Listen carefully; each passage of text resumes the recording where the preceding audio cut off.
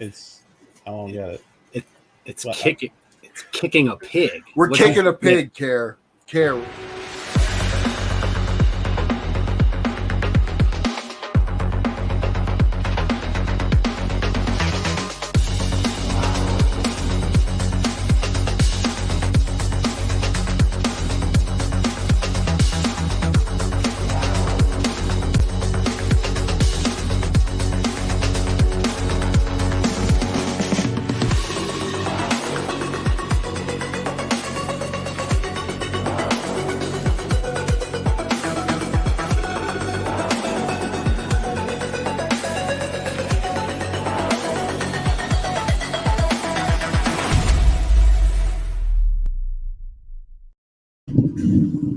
What's going on, everybody? I'm Kevin from Cigar Prop, and what is it? Ryan messed me up. I said with his microphone, and my whole opening just went to hell, and then I can't see my face up here. So, welcome to the I Kept That Cigar Show presented by Corona Cigar. I am your host, Kevin from Cigar Prop, and I am coming to you live from the Drew Estate Experience Asset Studios here on the sunny Gulf Coast of Florida. Are you surrounding yourself with cans of empty oil drums? Yeah. God, it was as soon as that microphone all the way across, I'm like, I lost it. I'm like, what the hell was that? Sorry, I was getting in here. I had with my daughter and then food and then me, and I was like, shit, my microphone's halfway across the country. Coming to you live from a semi-soundproof office. Oh my God! So Kevin, start over. Go ahead. Yeah, no, I already did it. Ryan Miller from Rocky Mountain Cigar Show is joining us tonight. Joining Kerr Viajante of Stogie Road Cigars. Kerr, welcome. Thank you. And then joining us in the background is producer Jessica. Jessica. Say hello. Oh, hello. Oh, okay, yeah. So it's been in Washington with us. You forgot to say hello. It's been a hell of a day. What is Yeah, that is. Let me tell you. My day started off this morning. I had to go to the bank, and I had the inside's closed. So I had to go through the drive-through to get cash for the air conditioning guy. So I had to write a check out to myself. So I just made it out to cash. Because that's how it's just dumb way you got to do it. Because the ATM doesn't let you have any money anymore. And I put it through there, and then she goes, "Do you want to cash this or deposit that?" And I go, "I can deposit it." And she goes, "Yeah." And I go, "Where does the money come from, though?" I go, "Do I get the money?" And then she's like, looking at me like, "What do you mean?" I go, "Yeah, but I wrote the check to myself essentially." She's like, "Oh, I didn't look at it." You know, yeah. You want to cash it or deposit it? I go, have I found a loophole? Like I would just start depositing checks I made out to myself, and until they caught on that they were. I don't know how long that would work, Kev. And this is my bank. You know, I'm like, oh, there's faith in this institution. You're writing that check from your checking account. Yeah, I know. So that makes no sense. Yeah. And they had to have taken the check and. Yeah, I know, and it just ended up being, and then I freaked her out because, and I'm like, crap, I brought the wrong check, and so I had to transfer money from one of my accounts, so I'm on my app while she's doing this, which totally messed with her, transferring money in between while she's trying to cash this check, and it's just like, welcome to the banking industry. Oh my God. What's everybody smoking tonight? Go ahead, Kerr. No, please. Tonight, I can't. You know what? I can't get enough of this cigar. Ever since its release, and when I first bought it from Smokin', I can't get enough of it. The Macalif Black. That was a really good cigar. I just, for the price point, 25 count box. This thing is just perfect. I mean, you name me a cigar, $8-9 that's this good. Got some time? Yeah. No, no. I know. It's a great cigar. I loved it. Question, Kev. Yeah, I loved it. Definitely had some. Where I did a little review of it. Definitely had some balls behind it. Definitely had some punch. So, what about you, Kerr? Let's get into the CigarMedics humidimeter cut and light. Remember, with the CigarMedics humidimeter, you'll always know when to hold them and know when to smoke them. Kerr, what are you smoking? I got a hat trick here, Kev. I heard Jessica moan. I said I didn't pick a cigar, so I was wondering what he had. I What got the hell were these? I got the deconstructed barber pole. I got the Illusione 35 I'm smoking tonight in the 6x50 Toro. And then I have the deconstructed. Same filler, same binder. One Ecuadorian kinetic wrapper. One Habano Maduro wrapper. So you get the flavor of the binder and the filler with only one of the wrappers. So you'll be able to enjoy and appreciate the nuances and complexity of a barber pole cigar. Ryan, do you know about that deconstructed barber pole that he has? I've heard about it. I have not tried it yet. Okay, it's Sagrado. That's what one of Ryan's sponsors. Oh, no. She wanted a cigar, and I had some Sagrados up here. So, so she's gonna try it. It's not made by Sagrado. I'm so confused. What are we talking about? Jessica. I gave her a cigar, and then they're from Sagrado. Oh my gosh, those are fantastic! How do you like them? I only had one so far. They sent me a 5-pack, and I was really digging on them. Which one did you try? The fuck, you guys! Jimmy jumped right from the freaking deconstructed barber pole right to that. We're gonna go back to that in a second. No, go ahead. No, please. So I don't know which. I don't know which one. I'd have to go back on Instagram and see which one I tried. So just so I can start my cigar, so I can have one. Then we're gonna go back to Kerr's deconstructed. No. Go ahead, and then I am smoking the Rocky Mountain Cigar Show from Banff Cigar. Yes. So we're finally digging into this one. Woo. And good bacon grease. You know what this is? What's that? This is where the Rocky Mountain Cigar Show Banff cigar is not. Yes. Hey, Kerr, when I first got that bundle, that's the very first RMCS labeled bundle. And I picked it up at TGS. So you're throwing way too many acronyms at me to be able to make a valid freaking argument. ABC is easy as 1, 2, 3. So on my CigarMedics humidimeter, I'm at 60%. So very nice. So you had to be at great. You had to be at great. And we're going to talk about this cigar later on in the show. Kerr, for Ryan, let's start over. And with the 63% as well. Oh, right on. Oh, yeah. With the deconstructed barber pole, give Ryan a. Do you need a cutter and liar?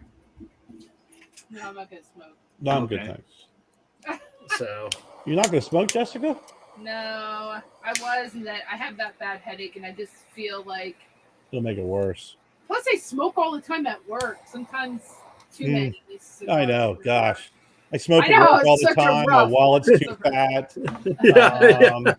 The diamonds on the soles of my shoes are getting loose.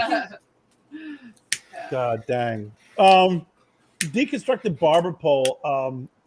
We started doing events last year, and I got the idea that people talk about barber poles. Are they gitchy, or do you really get good flavor off of, or different flavors off of the having two wrappers, so on and so forth. And the Aganorsa Leaf event, they were, last year they were doing, I think they still do it, where they give you a little bit of tobacco from the filler and a little bit of tobacco from the filler, and you put them together. And I thought, man, that's a great idea, but you know what? I'd like to do that, and so people can really get a feel.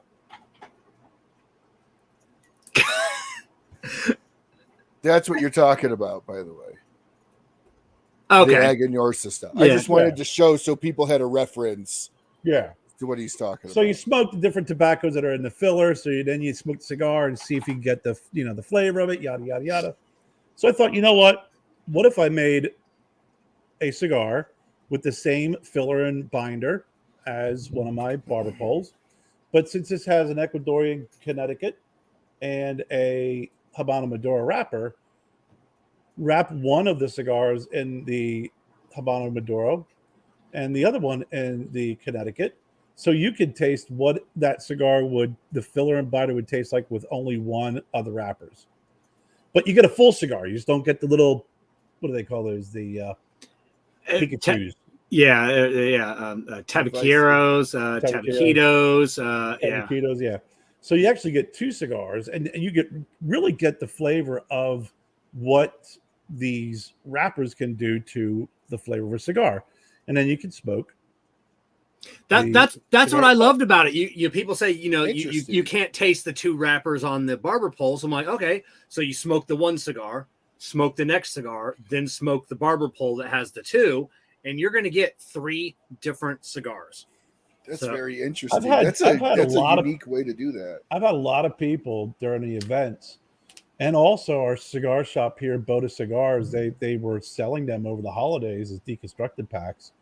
You buy a 3-pack, which is what I showed you.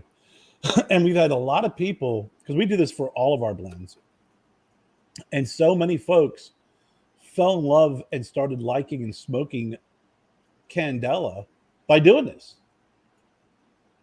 especially the Candela for the Gringo. They really, really, really fell in love with that Candela, with that Gringo, with our fillers and the binders with the Gringo. So I'm waiting on a shipment of some Toros and such, but we are going to be releasing these deconstructed barber poles very, very soon. Sweet. So yeah, there it is in a nutshell. So Ryan, you'll have to definitely pick up some of those. No, absolutely. Yeah, I think very interesting. I think you'll definitely be blown away. So anybody watching tonight, we got Ryan from the Ryan Miller from the Rocky Mountain Cigar Show. Ryan, give us the cliff notes of who the hell you are. I live in Colorado. My name is Ryan. But before you gotta stop because we had Ryan on and we didn't have going to the green room, so we didn't run our intro. We didn't. Hey, I can't be blamed for that one. I threw everything off. So before we bring on our guests, we'd like to take a moment to thank all of our show partners for making this show happen each and every week. Thank you, JC Newman Cigars, CigarMedics, Amendola Cigars, We Are the Muscle, Jake Wyatt Cigars, Illusione Cigars, deep in flavor, deep in your mind. K by Karen Berger Cigars, Corona Cigar, and of course, Drew Estate and Experience Acid.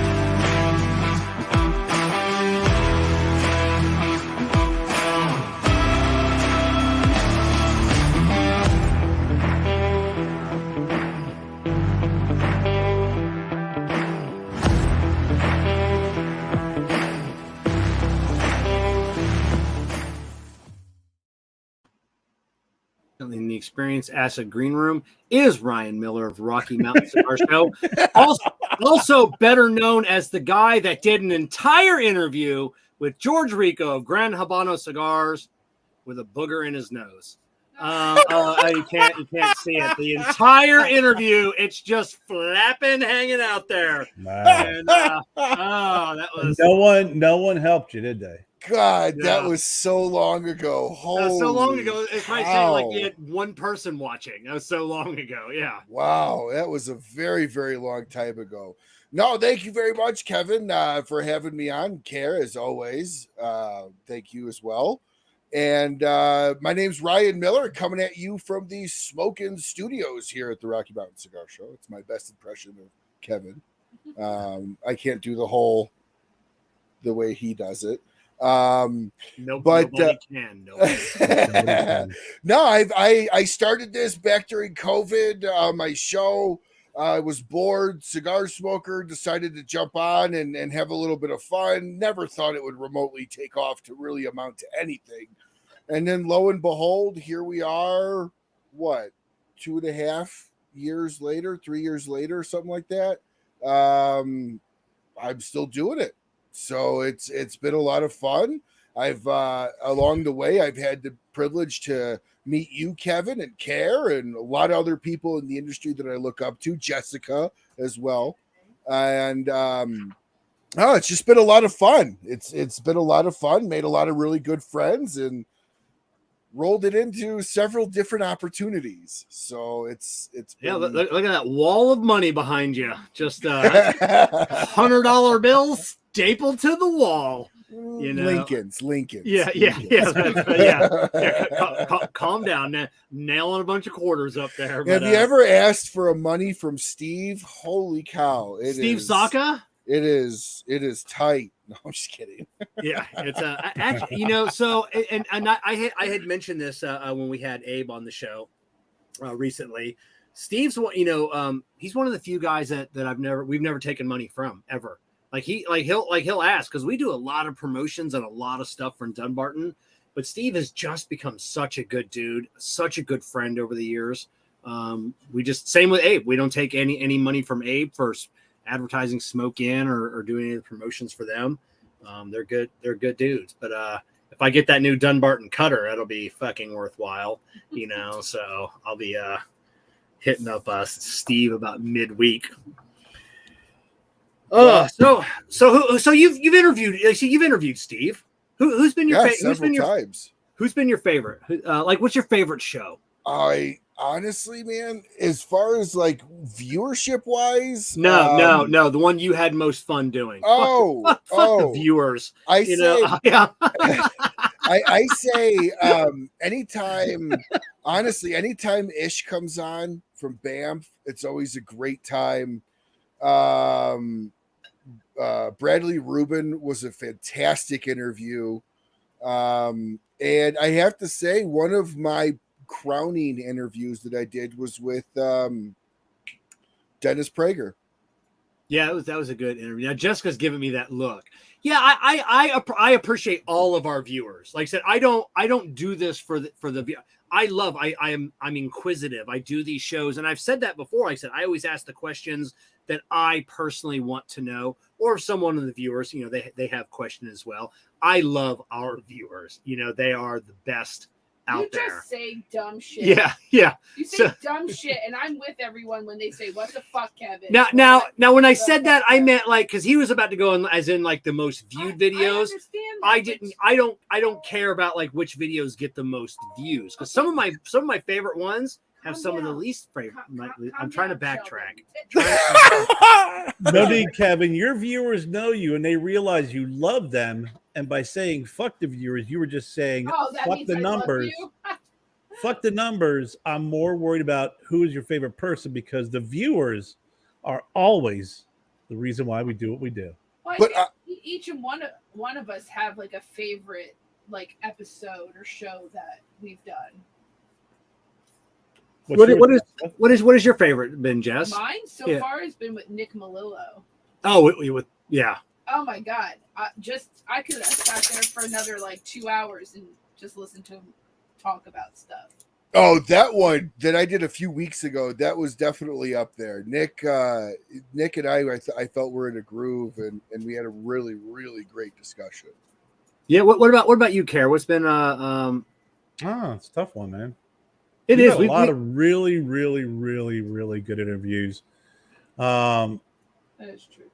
I mean, it's hard to pick. I mean, because they were, like you said, there's just some of them where 2 hours go by and it feels like it was 5 minutes. Oh yeah. We just experienced that the other night. I really enjoyed the interview with Christian Arroyo. Oh, that's going to be my second favorite. That was one that really kind of stuck with me. I mean, they're dead. It was good. That one's definitely my second favorite interview that we've done is Christian. He was such a fantastic guy. Yeah. And then I'll go with Jessica, Nick Melillo. You know, I could talk to Nick, you know, for forever. But yeah, there's so many to name. Like there's been so many great ones, and some that were surprising that we kind of weren't sure how they would be. And then we were like, holy shit, that was awesome. Those are the ones that some of the Ryan, do you get that way? Like you get nervous. It's like, man, how am I going to fill up an hour and a half or 2 hours? Because you really don't know the person or there's not a lot of history on them. And then next thing you know, it's 2 hours, 2.5 hours. And Besha Caldwell, Brian, man, that was a good one. That was okay. That was a great. I love Robert because Robert was kind of like we didn't know each other back then. Like this was just like, you know, in passing, and then I think during that interview, like Robert and I actually become friends in that interview, and then after that, we've been tight ever since. That was a good. Well, Kev, I will say what I feared was going to be the most challenging interview. If I didn't talk to you beforehand, it would have been an absolute fucking train wreck. Was the first interview I did with Boofy. When I texted you and was like, I landed Boofy, you're like, all right, call me. And you're like, all right, so I'm going to tell you what nobody will tell you about talking to Boofy. Just roll with it. You don't ask a serious question. If he bypasses it and gives you an answer, play with that answer, bounce off, and have a great time. Literally 2 seconds in, he's talking about blowjobs and reach arounds, and I'm like, all right, well, we're into it now. Yeah. Yeah, you don't really try and manage that interview or get him back on track. You just go, okay, you're going that way? Sounds good. Yeah, I'm following. You just kind of, you know, it's like your daughter, my 2-year-old, just kind of stumbling forward. You're just moving stuff out of the way. That's it. You just roll with it, and it's just, you know, you just keep going. Now, do you have a white whale interview, someone and not like he doesn't have to be in the cigar industry. It could be an actor or whoever. Who's your white whale? That I've interviewed or that you want to interview? I'm working on it. I'm pretty close. Steve Harvey. Really? I'm working on it. I've spoken to his assistant a few times, and we've just not been able to line. It could be blowing smoke up my ass or not, but I have his assistant's phone number. We've chatted several times, and I've got a few other people inside the cigar world that know him pretty well as well, that they're working on it. But that would be one white whale for me. And then, of course, there's the always, you know, Schwarzenegger, Stallone. I just don't know that I would have. I don't know how I would do with that interview. I think with Steve Harvey, you would just kind of shut up and just sit back and just hang on for the roller coaster of a ride you're about to go on and just laughing your ass off. But I don't know. I would say Steve Harvey right now is the white whale I'm working on. Yeah. What about you, Kerr? Who would you like to see come on the show? Who, you know, what's your Ryan? By the way, that assistant of Steve Harvey's, that's Kevin. Yeah. One of his burner phones. Yeah, maybe. Yeah, check that Instagram that you're messaging. Yeah, not messaging Instagram. I actually do have their cell phone number. Yeah. I mean, the white whale, and even outside the industry, I think it would be like interviewing Matt Booth, but I would love to interview Christopher Walken. Christopher Walken, that would be awesome. Oh, that'd be another one that's just like, you know, off the rails, you know. Is he a cigar guy? What's that? Is he a cigar guy? He smoked some cigars. He did. You know, I think him or, you know, I would love to interview Jesse the Body Ventura too. I think I think that would be just a freaking. Get him and Dion on the same same interview. Dion would be like, "This guy's crazy," you know. Like, This like, guy's a little bit more some conspiracy than me. Yeah. You know, me, I'd love Joe Rogan. Joe Rogan, and then I don't know. I'm assuming maybe he smokes a cigar once a year, but Neil deGrasse Tyson. You know, God, just to pick that man's brain, I got questions. I'd be scared to talk to him. He's able to dumb it down for me. So, but yeah, Joe Rogan for sure. Yeah, Rogan would be a good one too. That would be. I can't believe his people haven't. I don't think Joe Rogan knows like really how in depth Nick Melillo is in the cigar industry, and then you go into the Ethiopian culture and that. I think if Joe knew that, like he would have had Nick on the show already. Like how has Nick Melillo not been on Joe Rogan's show? You know, I mean, because does Joe Rogan really promote that he smokes cigars? Not really. Yeah, smokes Foundation. No, he cigars. does. No, He smokes on the show. I know he does, but I'm saying like he's not like this like cigar smoker you see like posting all the time. You know, No, like, not all the time. Yeah, but Nick's Nick's intelligent, more than intelligent enough to talk about a lot of the shit that Joe likes. I don't think there's a topic Joe could bring up that Nick wouldn't, go toe to toe with. Thanks, Manny. So, and speaking of shows, do you watch Oak Island? I gave up when they never found the freaking hole or the treasure or whatever. It was like every episode was like a guy with a shovel. We got 1 foot deeper. Oh, there's a hole. And it was just one big letdown. So what was that, episode 2 you gave up? 3? I think I got through the first season and a half and they found nothing, got nowhere, and I gave up. Well, I got a surprise for you, Ryan. We're 9 seasons in, and right where you left off is right where they still are. What does that show on for 9 seasons? I don't. It's been longer than that, I think. I mean, seriously. I mean, no offense, Manny. I mean, I know you love the show, but seriously, it's. I don't know. We all have that one show that other people are like, "Why the hell do you want?" It's like 9 seasons of watching some guy on the beach with a freaking metal detector trying to find people watched a whole movie called Castaway. So here's what I don't understand. Yeah, but that's Tom Hanks. And it had an ending. Son Wilson. Here's what I don't understand about Oak Island, and they've been digging for like 30 or 40 years. This is just the latest TV show. No, island's gonna capsize. No, it's like too long. Have you seen the island? How have they not just bulldozed the fucking island, and push it into the sea, all the trees, and then just start digging the shit up? You know what they should do? They should do the 18th hole, the Caddyshack scene. Yeah. And just bury dynamite everywhere and to just blow that up. Blow that shit up. Maybe not here to defend himself. You're not being very fair. Like ganging up. No, don't get me wrong. I have my guilty pleasure, and I'll go ahead and admit one here, and everyone's gonna make fun of me for it. $1 Million Listing New York. Oh my gosh. Guilty pleasure. I've been in sales for 20 years. These guys are playing with $30-40 million penthouses, $10 million. That's all very interesting. But that is my guilty pleasure, and I will finally come to the world and admit it. All right. So Manny, it's okay. We all have them. I used my favorite show I was hooked on, Extreme Makeover Home Edition. I would get my box of tissues, I would watch, and I would bawl like a little girl. Just so you know, that was before me, folks. Yeah, that was before Jessica. But yeah, I would cry at the end. After.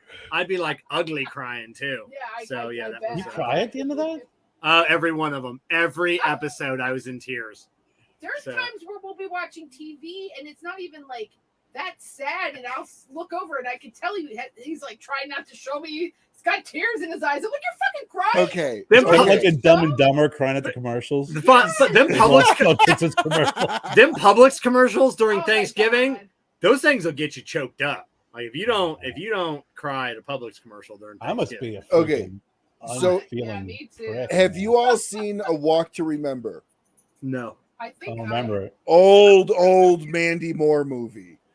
I was in like. Does it say Mandy Moore out loud? Yeah. Right. Okay. I think it was like it was like junior high or beginning of high school, and I'm watching this movie with my uncle, and he's got his couch just set up like in an L, and I'm on one section, he's on the other, And by the end of the movie, we're both like burying our head into the pillows so the other doesn't see, going, "Oh my God, she got married before she died." Didn't mean to spoil that for anybody that didn't see a 30-year-old Thanks, movie. Ryan. Yeah.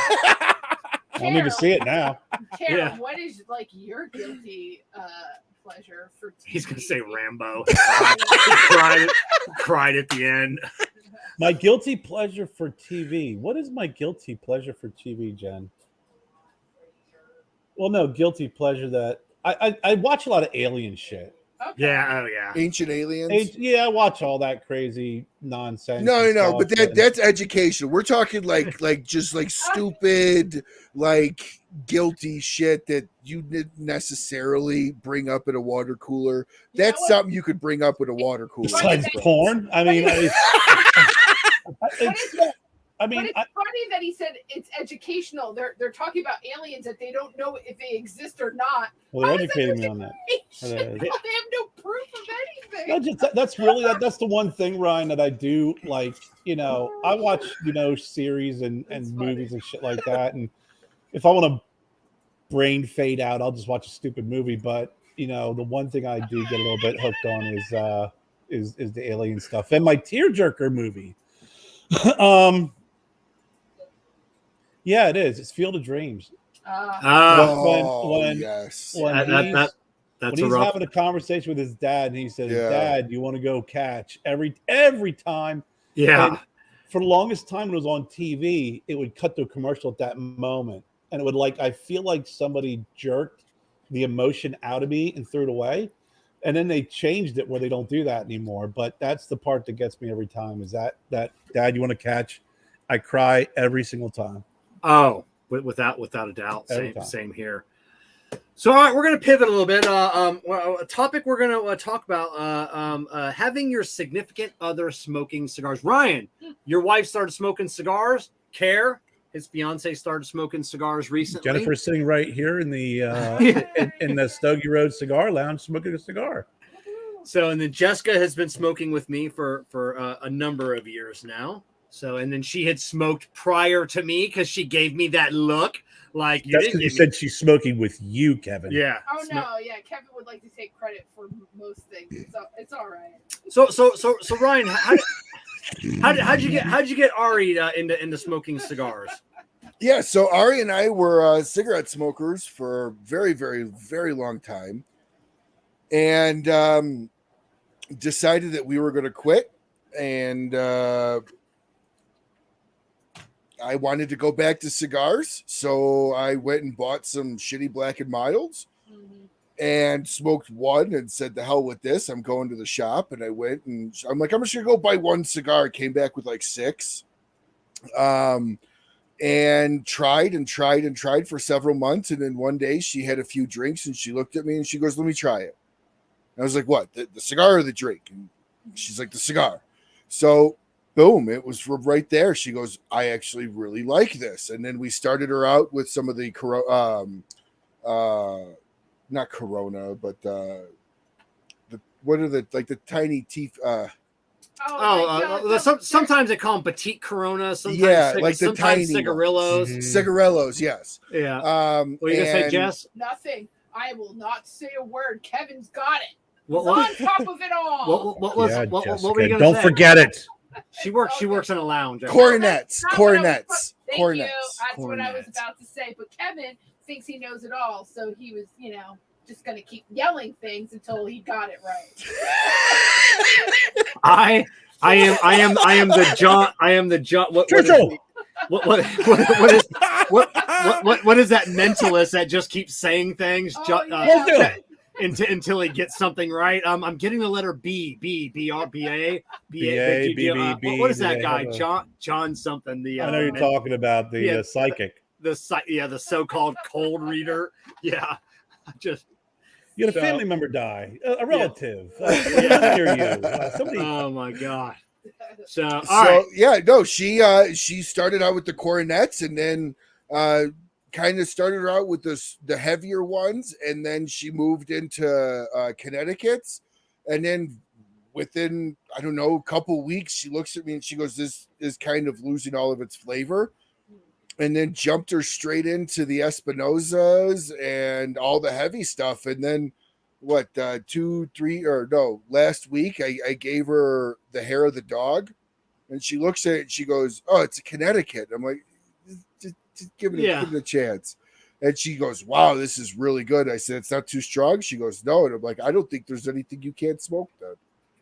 Awesome. So she now will just go in the humidor and grab. But what's great about it is when she likes something that I like, it means I get to get two. That's true. Yeah, but when she has something you always still get I the like. Yeah, you still only get the one because she smokes it. No. Because if I'm out, I'll take. The only thing I can't do is ever, if I touch her Brulee Blues, there's divorce papers coming my way. I mean, she will literally flip, and I get it. That is her hands down favorite cigar, period. And then she is obsessed with McAuliffe. Absolutely obsessed with McAuliffe. So, nice. Yeah, right on. Great. Kerr, when was the it's been a while now. I mean, a few months. What has Jen been smoking? 6 months now? Yeah, she wanted to and I think Jessica was a big influence on Jen smoking. And then Jen wanted to, spend some time with me, smoking some cigars. And when did you start smoking? January 2nd. So she wanted. Of course, she knows the day. 11:30 p.m. Literally, you're the same person. Yeah, and it's she wanted to surprise you guys for one of the bully shows and light up a cigar.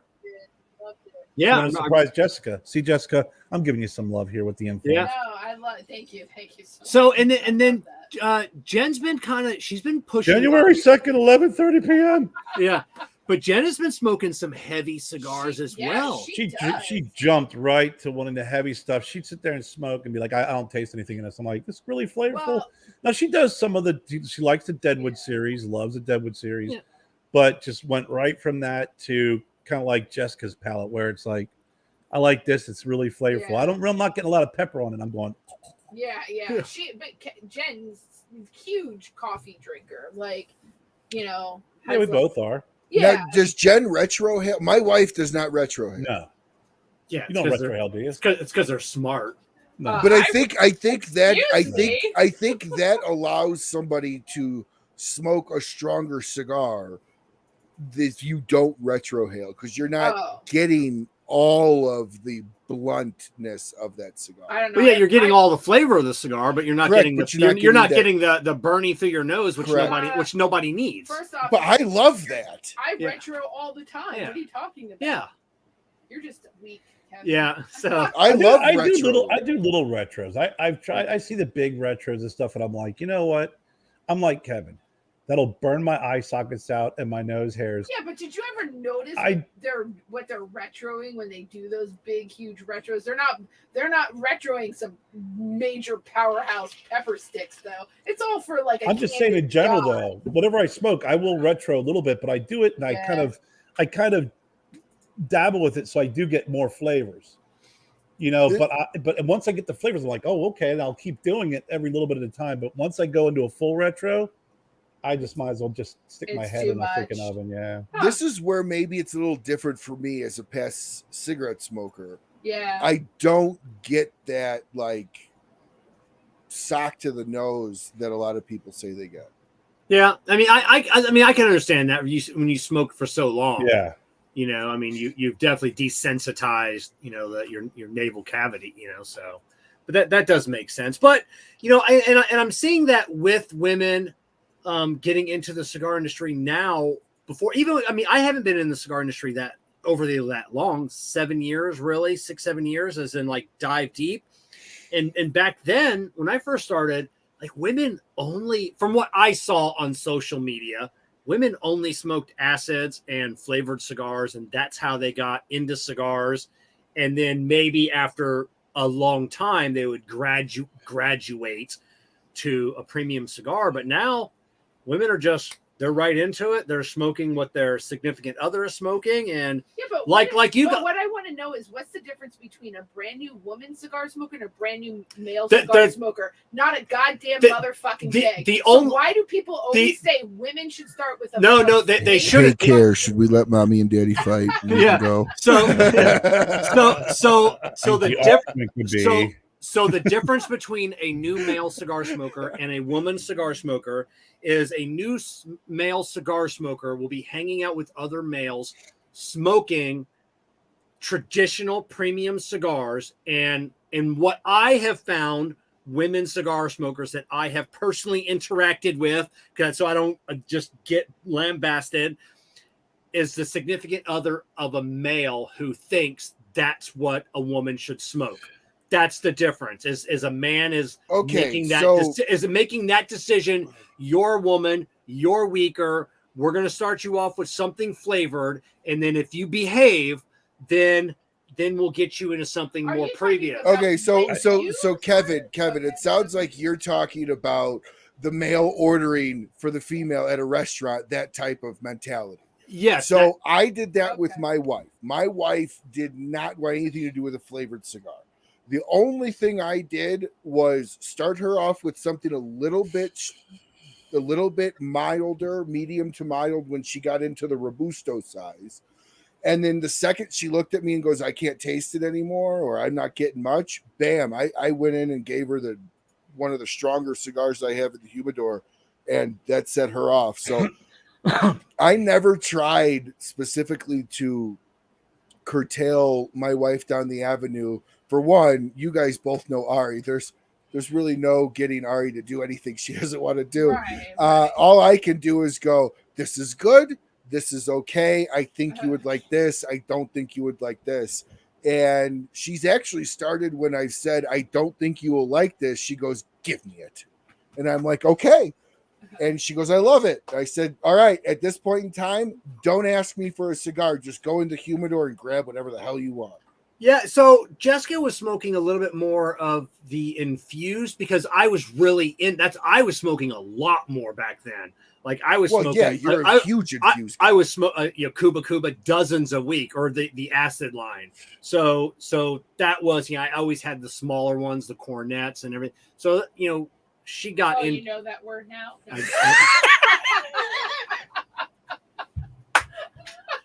Sorry, go ahead. I had to. That was perfect. wow, zinger. Whoa. That needs to be a soundbite, Kevin. That's what to be going back through this and take that moment out. Yeah, you got zinged. Oh my God! So moving on, Jennifer says she's more partial to the regarding ring gauge. Yeah. What about Ari? As in ring gauges go. Ari is probably in the 55, would maybe 60, although I don't know that I've given her a 60 outside of like a nub. Yeah, I would say 60 if she's had a full size Gordo. It's only been once. She loves the Coronas, the Panatellas, the Lanceros, that type of stuff. I know Jessica's a kid. A lot of times she doesn't have time, so I know. I love Corona. Yeah, that's it. The Lancero, or not the Lancero. I'm not a Lancero guy. The Lancero and the Lonsdales. Kerr has the Lancero in his line. I like that size. I think it's a good size. Yeah. I like the Lonsdales as well. I like those. Become a little bit more partial to them, but for me, also majority Robusto Toro. Well, Kevin, when are you doing the review on the 10x100 JFR? It was just released. I don't have time for that shit. I would like to smoke it, but Why? yeah, I know. Yeah, why? Because it's just, I'll buy one, but especially since we're building the new walk-in humidor, just to have it always in there. Just to have it on display so people can see it, and by people, I mean the few people that ever come over, and go into the humidor. So, Well, what is it? I saw someone post on Smoking Social the Woody, which is 120 by 24, like Yeah. 2 days before 4th of July. And he's like, I'm kicking my 4th of July off early. And then on the day of the 4th of July, he posted, finally at the band. Yeah. Well, did you see the PCA a shorty, Pitbull Rossi? He was smoking with Christian. He was smoking that new one.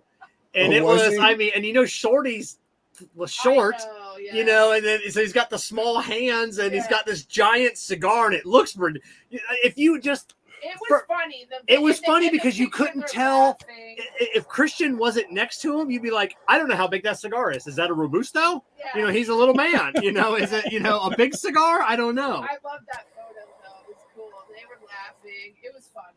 That's it. So the cons. What is the cons of having your significant other smoking cigars with you? She'll take the last one, even though it hasn't happened yet. That is a fear.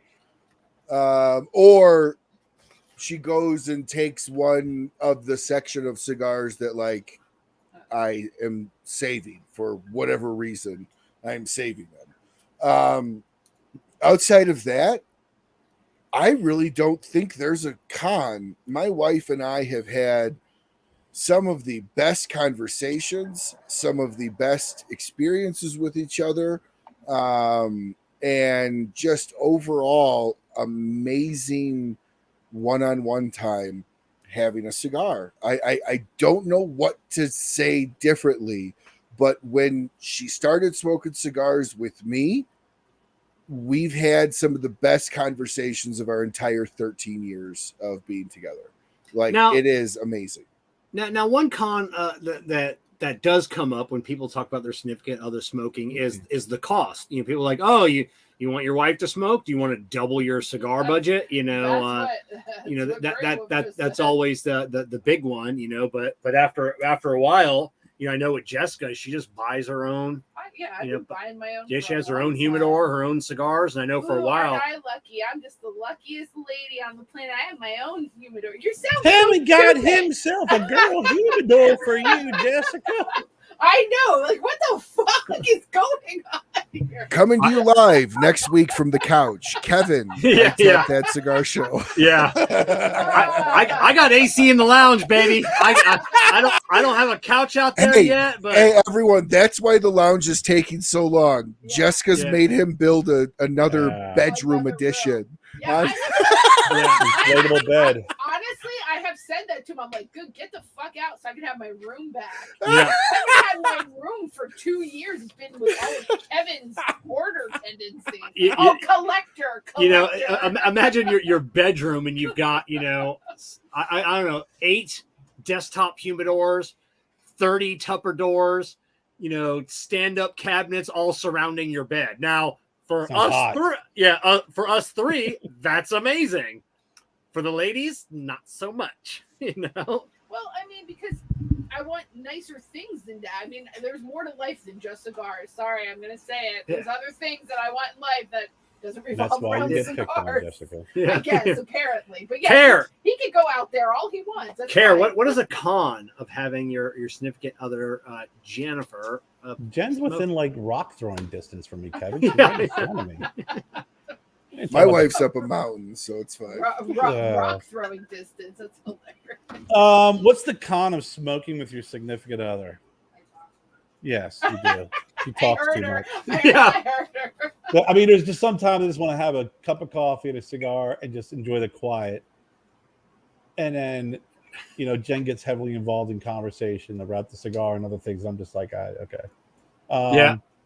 Very few times, as you said, Ryan, there's nothing like seeing your significant other light up that Halloween cigar in June. Yeah.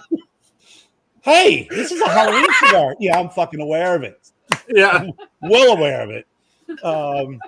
It says OX on it. What is Opus X? Oh, is it okay that I lit this? It was the last one. It looked pretty.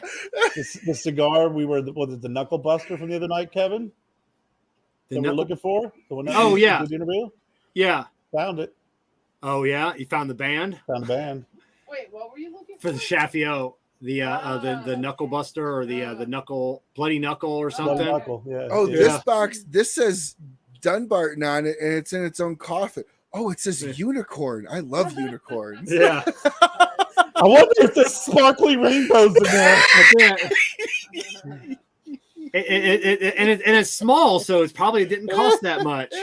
You know, I gave Jennifer the unicorn from the Christmas for Mother's Day. Oh, nice. Oh, did you get the unicorn or the horn of the dead unicorn? The horn of the dead unicorn, whatever the fuck it is. It's whatever. It's a lot. That's actually the most rare one. Yeah, she smoked a quarter of it. Was like, here, I don't like it. On Mother's Day. Oh my god! Everybody died silently. I forgot about that reason. That con. I've never smoked a unicorn. The pro was I got to smoke the rest of it though. I've never smoked the unicorn, but I've smoked the chubby unicorn from last year's advent calendar. I loved it. I do have a cap on cigars. I have a dollar value to where I don't feel I actually get a better cigar above, and that's about $25. Okay. Yeah, it's that high, 25. Because mine's a hell of a lot fucking lower than that. Well, 25 is where like I have Namakubi. Yeah, and it's 25. It's 22.50. I have one in my humidor. Yeah, I have a rare Padron that somebody gave me. It's like $30. I don't, maybe once or twice a year, you will ever find me spending over 20. The Olmec was probably the last one that I spent over 20 but I'm on. going to tell you right now, a lot of the cigar prices are going to go up. They're going up now. The Olmec's not over $20, is it? No. In my state, it is. Oh, yeah. No, in Colorado, in Colorado? It's like $20.50 or something like that. Oh, shit. Yeah. For me, it's there better be a damn good reason that cigar is over $17. And from what Kerr will know, because we're so like entrenched in the cigar, not as deep as like a Saka, but we know a lot. We know a lot that the average person does not know about the cigar community or the cigar world. And $17, it's not that much more. It's just ends up being fucking marketing after that. There are some cigars like Steve Saka, the unicorn, $100. He breaks down exactly. He breaks down the price and everything. Goes, this is what it is. This is what it costs me, and this is how it gets to $100. But I still wouldn't pay that. I mean, it's a good cigar. It's a great cigar. But the only cigars that I've purchased that I really never had an issue with when it comes to, like you said, Kevin, around that $17 to $20 range, has been Saka cigars. They're usually going to be up in the teens. I have no problem with paying those cigars. Same here. And I had, but you know the story. You know what you're getting. So you know what you're getting. You definitely know what you're getting. And the Room 101 cigars. Some that are a little bit more pricier, the higher teens. But I smoked them; they're worth it. Yes, and you understand. So when you look at the new Namakubi, and you look at that box, you look at how many were made, you look at how detailed the box is, how detailed so there's a lot that added to the price of that cigar. But that person also has a history leading up to a cigar to be able to justify a good cigar. So if someone is just making crap cigars and then, or they are whatever, and then, or they're going to release their first cigar is going to be a $20 cigar, it's going to raise a little bit of eyebrows. But someone who's Saka, who has a long-standing history, Arroyo's long-standing history, Matt Booth, when you do get that cigar that's going to be a little bit more, that they have the pedigree behind them that is going to justify it more so than the boxes and the rarity and stuff. It's just that it's going to be great tobacco, it's going to be a great cigar. And I can tell you his last couple of cigars that Jen and I have been smoking from Room 101 have just been out of this fucking world. The only one that I kind of thought was a little bit overpriced was, which one was that, Jen, with the purple wrap around it? The big purple full length cigar. I know we got the ashtray. Oh that. my What gosh! was that? It wasn't. Is that the Namakubi? No. it's like it's similar. I'm trying to think with that name, you know. But that was the only one that I was a little disappointed in. But it wasn't a bad cigar. It didn't great construction. Just the flavor was not there. Like his Farce Nicaraguan with the light amazing band. Yeah. Jennifer and I were like, we were fucking wrestling over the last one. Yeah. Like it is that good. Yep. You smoke a cigar, you're like that. You're like, man, why am I even trying to make cigars? Like, Okay. What the hell am I doing here? Since we're on Matt Booth, I'm just gonna. And Kevin was there for this. Give me 2 shakes of the lamp. But yeah, you know, When it's like that. Yeah, when it comes to, like I said, those, you know, I don't know, $25, $30 cigars, those, you know, it's just like, God, like why, you know, and I don't understand. Like I'm not an Opus X guy. I don't know the story, the history, the tobacco, and everything else. But I look at like they've made like millions of them, and how are they still $30? But with me, that being said, I don't know what goes into that's cigar. Aged tobacco. So there's stuff I don't know. That the best. If that's like you said, I know you're not a big Opus X and Dominican tobacco fan. So something like that for you, even though you may know the history behind it, you may know the provenance and the pedigree behind it and the aged tobacco, it's just not going to be in your wheelhouse, so it's not worth it. Yeah. Okay, so I grabbed this. The first time I met Matt Booth was at TGS this last year. Kevin was actually helping him move all the cigars off the table. And I think Kevin single-handedly sold 90% of the cigars on that table. I did, yeah. So I'm sitting there and I'm holding this box and I'm like, oh, Matt, will you sign it? And so he goes, let me tell you about the first time I ever signed a box for someone. I'm like, all right. So he goes, this kid totally, the only time he ever bought a box, or the first time he bought a box, was this box. He saw me at an event long time ago and he came up, he goes, will you sign my box? So he goes, I took it back and I took my marker and I drew all over it. And I came back and gave it to him. He opened it up and it was covered in dicks.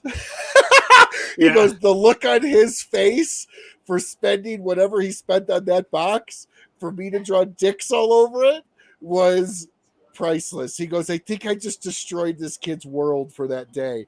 And so he's sitting there looking at me and he's looking at the box. He's looking at me. I said, okay, go ahead, draw dick.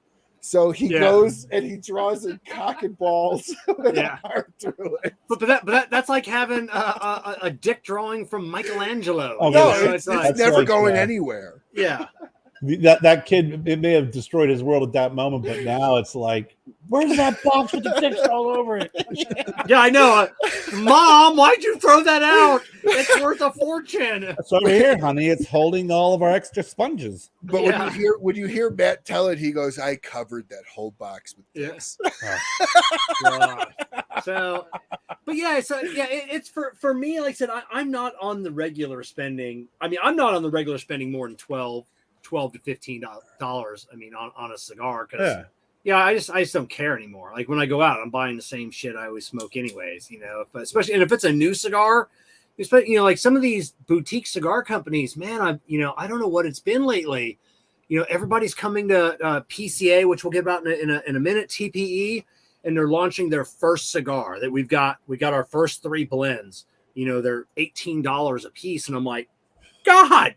You're a brand new company, and that's what it's just mind boggling. And I know, and I forget who we talked to, Kerr, and it was like it was last year sometime, and it was during COVID that they were saying that there was such a high demand for premium high price cigars that people were just putting $20 and $25 price tags on cigars, and they couldn't keep them in stock. People were just buying them. And I don't know if maybe some of the boutique gals saw that and be like, oh, hey, I can offer a cigar for, $18, $20. And it's just like. Well, what's crazy about that is that you dug yourself a hole earlier, Kevin, and you still have yet to answer the question of what's the con of smoking with your spouse. So at the there's no con now. Jessica's just At the beginning. Yeah, I mean, she's just, I mean, there's no con to it now. And it was, I was like Ryan said, did she touch my special drawer? I did not ever do the that. one at the top. You guys still argue over that, though. She still says you hide your cigars from her. Every time she goes in the humidor, Kevin will yell from like in the 3 rooms away. What are you getting? But I have never smoked. No. Like, I think the funniest time ever. Moment was I forget what it was. I was at work. I was somewhere. Jess was here, and I like called her, and she picked up, and I'm like, hey, what are you doing? She goes, do you know that I'm in the humidor right now? And she, how, like look like for cameras, like I was calling. So what are you doing? No, because you had like I don't know this like I would just open it. He would be like, "What are you doing?" It's the dad when someone touches the thermostat. It's the dad thing. It's like someone opened up the humidor. I need to know. I need to know what it is. Yeah, but I have never gone into the humidor and ever taken a cigar without like at least even just saying something to you. Yeah, no. Like when it was your cigar. Yeah, now the pro is I get to try cigars that I don't buy. Well, I just brought home a bunch of cigars for you to try. Yeah, she brought some cigars home from Corona. She gets the boutique cigars, so that's definitely a pro for me because I try more new cigars because of Jessica. Because if not, I don't. She's your tobacco mama. Yeah. Well, now Kevin gets a doggy bag. Exactly. Yeah. Well, there's a company I really want Kevin to look into. Yeah. I just thought it was really cool. I had never heard of them, and we sell them at Corona. And I brought it's a company called Guns 2A Gars, and I don't know. It's 2A. Let's see, Guns and Gars. Second Amendment, Barber Pole, Second Amendment, so Guns and Gars. I don't know, is Guns and Gars if it's that place that has the shooting, where you can go and shoot shit and I don't know, Guns and Gars. Is that the guy? Are they the ones who do all the go to all the gun shows and? I think they're the ones that where you can. Where you can go and rent like military vehicles and fire them and stuff. I'll have to look them up a little bit more deeply. But she brought these home. So yeah, it's probably a cigar that like a lot of the boutiques that I just wouldn't pick up because they're not like I'm just not into. They're at Corona. Yeah, coronacigar.com. Yeah. Yeah, the 2A Second Amendment cigars. So, but yeah. That's my pro. I really don't have any cons anymore because now she has Millennial, and we'll have to check that out. Absolutely. Yeah, definitely have to check it out. I mentioned PCA, so all of us are here, not at PCA. Why are we not at PCA? Ryan, why are you not at PCA? Dude, it's a massive expense. I don't like the fact that PCA charges media $600 frickin' a year or $400 a year, whatever it is, just to be part of a once a year show that costs roughly $1,500 to $2,000 just to attend, with tickets or gas driving, depending on where you live. If you're Tim Long, he drove there. I would probably drive there because it's only 12 hours. But it is a massive expense, and in my opinion, I think the PCA should be giving media free passes. Now, that doesn't mean, I'm Cigar Media, I have a show once a month that I barely ever actually do, but I have in the past. I'm not talking about that. Vet the media, fine. I don't have a problem with that, but don't charge us to come and promote your event. That's not saying I won't go. That's just my personal issue with it. So for me, the money has nothing to do with it. As in the money, spending the money. It's the return on that investment. Yeah, like but spending the money is the return. So I get nothing back. That's what I mean. You have to have an ROI. Yeah, I put everything out. I promote the PCA. I promote these cigar makers. I promote this. It's all upside. Now, if I'm a dojo, a coop, a half wheel, those guys have huge blogs. Huge. People come to those blogs in droves. They want to see that coverage so that they can in turn use those analytics to charge, for advertising on their website. I understand that's an ROI. They can physically see the return on their investment, so for some of the smaller guys, that return is it's nil. It is absolutely nothing. Kerr, as a cigar media guy and a cigar manufacturer, why are you not there?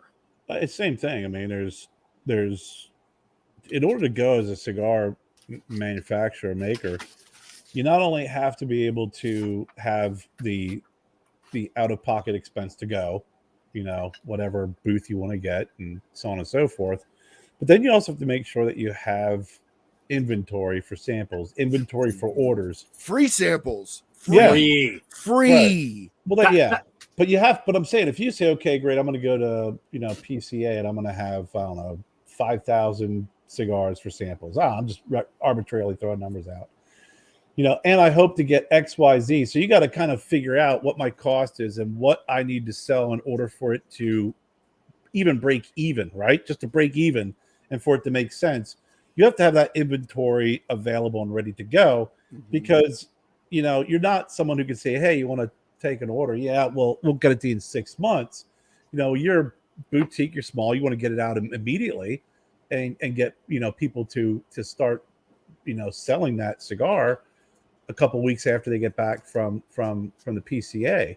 You're not some big name that could say, well, we're on back order, it's going to take a little bit of time. And then you go into the cigar shop 3-4 months after PCA and they still don't have their order. Correct. And they're complaining about their order. You want to be that cigar shop, that company that's going to be, that cigar company that's going to be in the humidor, taking the customers that those other organizations that couldn't fill their order. So it's a lot. It's a big investment. And there has to be, like I said, it has to be really orchestrated. I've heard a couple different stories from smaller companies that it could really, by just wanting to be there, and I think dealing with the ego of going to it as a cigar manufacturer or a cigar maker, it could kill your business. So you're going to let your ego of actually attending kill your business. There's other folks that have some disposable income and can go, but they always talk about every year they lose money, and they're not getting the real traction from it. So there's a couple of reasons right there, off the top of my head, that I think are reasons why I wouldn't be able to go just as me. Now, I know they have the new Boutique Cigar Association Pavilion this year, which I think is a great idea, and I think it makes sense for those boutique companies to be able to come under one roof and be a part of it. But again, it's still a mighty hefty expense. No, it is. And in fact, Ish from Banff and Abe in separate conversations really kind of laid it out in an avenue that I never even thought of, that I have to take into my own company that we started, where it's like, all right, it's $3,000 for a booth. That's your starting expense. Yeah. And then there's the hotel, there's the plane, and that's still your starting expense. Your food. Then there's the setup, the food, and then that's still your starting expense, because then you have to have the inventory to give out free cigars. That it's not like PCA is giving you money for the cigars you're giving out, or they're allowing you to deduct that. So he goes, both Abe and Ish separately are like, it's $20,000 minimum like this to go to an event. And that's on the low side. That's with a group of 4 people. Yeah, I think Saka, if I'm not mistaken, it was like $80,000 last year for his like booth setup. And then a lot of these companies, which a lot of people don't know, they store their booth, they pack everything in crates, and they store it, like down the street, like a big all year. So every month they're paying that fee to store their booths every single month. Then coming back in now, Smoking Millennial, the TPE is not like that. So the TPE, and I don't know if it's all media, if it's vetted media. It's vetted media. Yeah. It's so media. like we get in. So as Cigar Prop, we'd get in at no charge, and then they do offer like some hotel, like your first night's free. Like they take care of it, and then you get some kickback, so you're not expending all of this money, to come out. So I sat in the Sinistro booth last year, and it was like midday. I was on crutches at PCA. My knee was on fire. James got me something to rest my leg up on, got me a drink, a cigar, and then I sat and watched him kind of how he worked, and talked with the lounge owners that wanted to come by. And then, like I said, they got like a bag of like 10, 12 cigars of Sinistro. Hey, here's, some cigars and, give us a try. Here's some info, whatever. And that was like one after another. And I'm like, holy crap. If you get a couple hundred, you could be 5,000 cigars deep. Oh yeah. And say they're $3 a stick. Yeah. That you pay. Yeah. Like it, not only the 12 cigars you just gave out are box that you probably charge 200 for, or 160, 150 for, but you're giving them away for nothing. And I personally think that the PCA, Jennifer makes an incredibly great comment there. It's not meant for the little guy. It's only meant for the little guy if they can absorb the loss. Because exactly what Kerr said over here, it will completely bankrupt your business if you don't do it the right way. Right. Or you're going to have fuck you money or, whatever. But I mean, or bring a $10 million fucking ashtray. Oh, there's that. But I mean, you figure 5,000 cigars in 20 count boxes. That's 250 boxes at $4 a piece. That's $20,000 right there. So if you really want to just say, okay, I'm going to bring 5,000 cigars to the show to give out, that's $20,000 of inventory right off the bat at $4 a cigar. Yep. Yeah. Just to give away. To give away. Yeah. Right? And then like you said, then you have everything else on top of it. So let's just say that, you get 100 new orders, right? 100 new orders. Great. This is awesome. And each one orders, let's just say, I don't know, if you go to a minute when it makes sense, just say, okay, I'll order you guys 5 boxes. Or like for me, if I got 4 blends, you want to do, each blend two boxes deep. That's 6 boxes.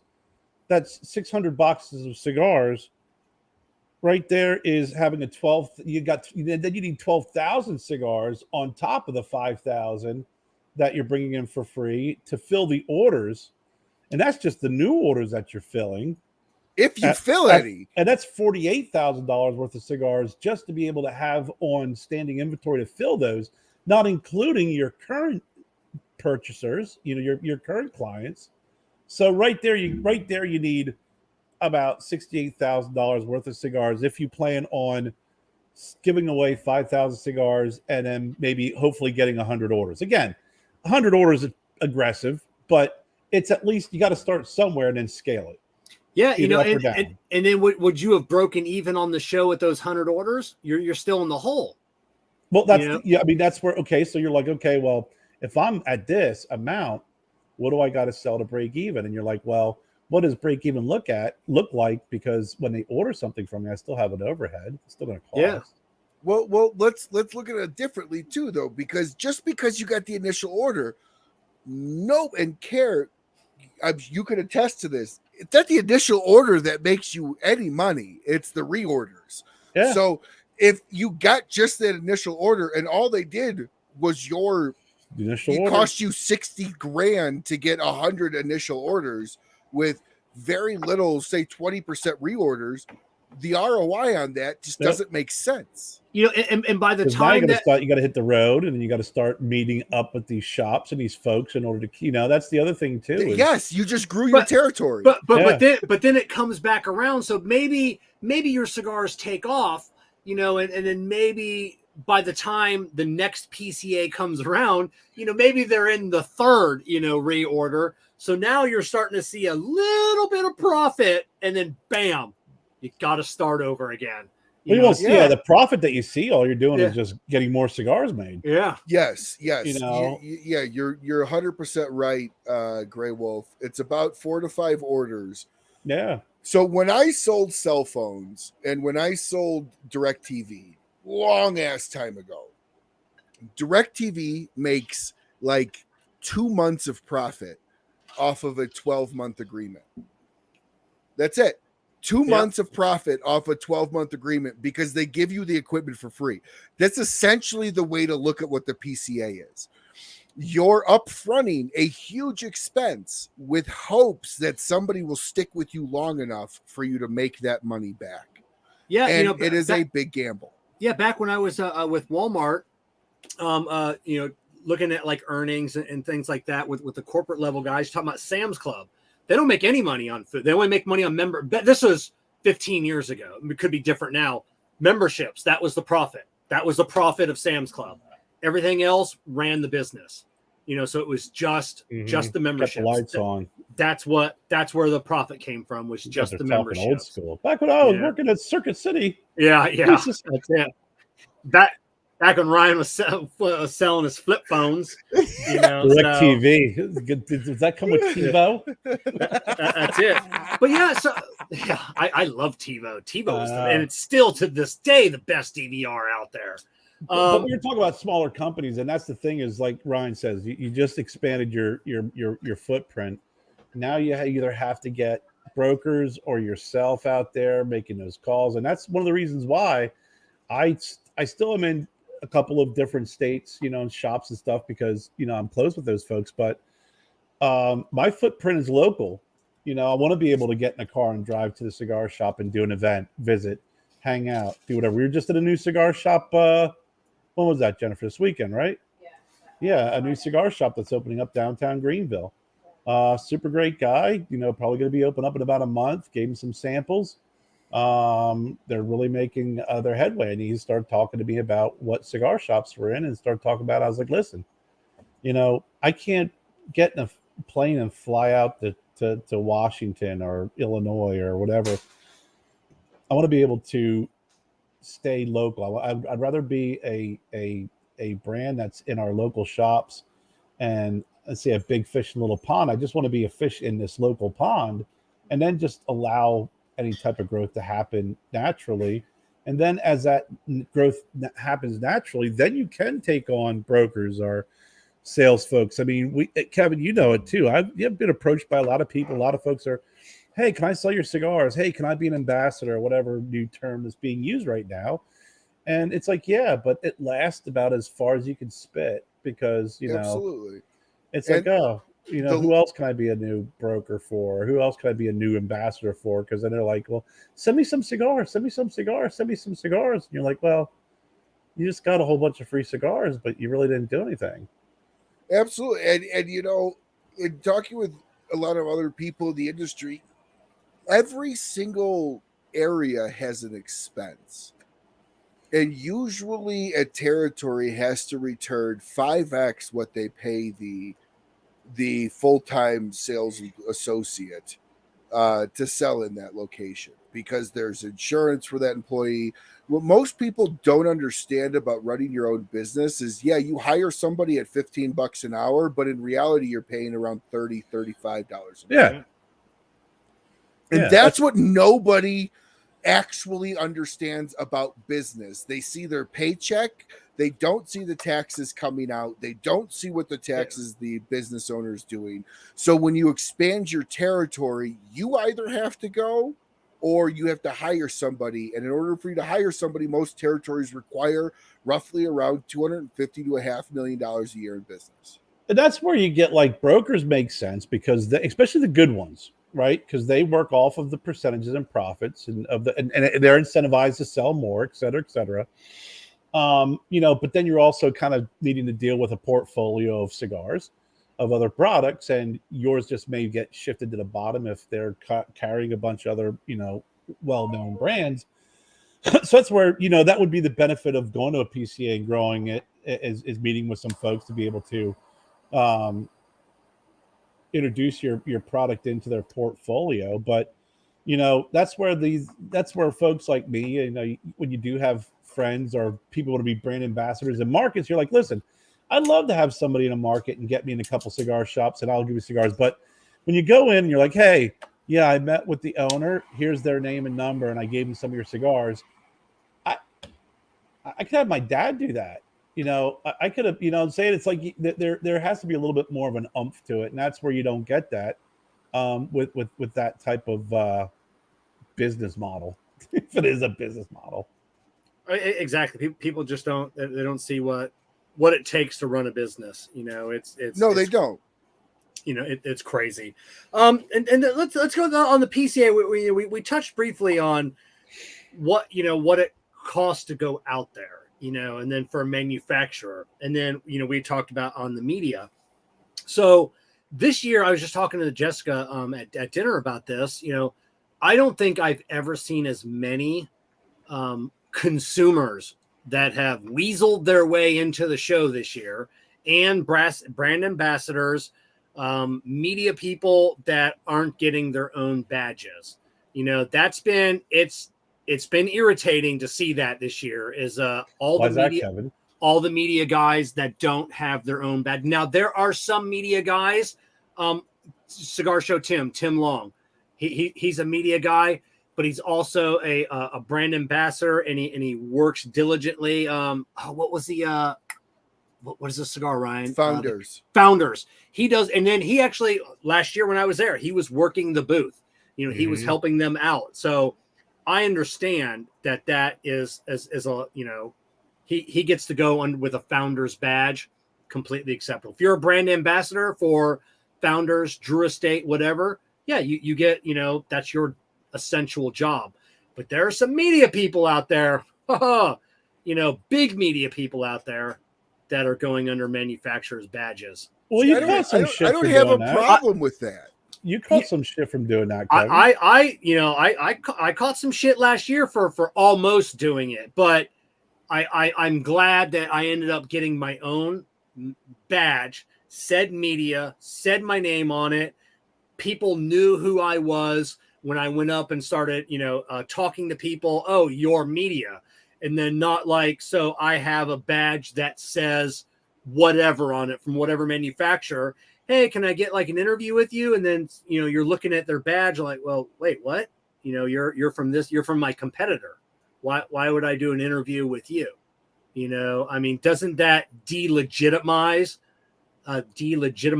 what you do as a media personality by having a manufacturer or having a badge other than something that says media?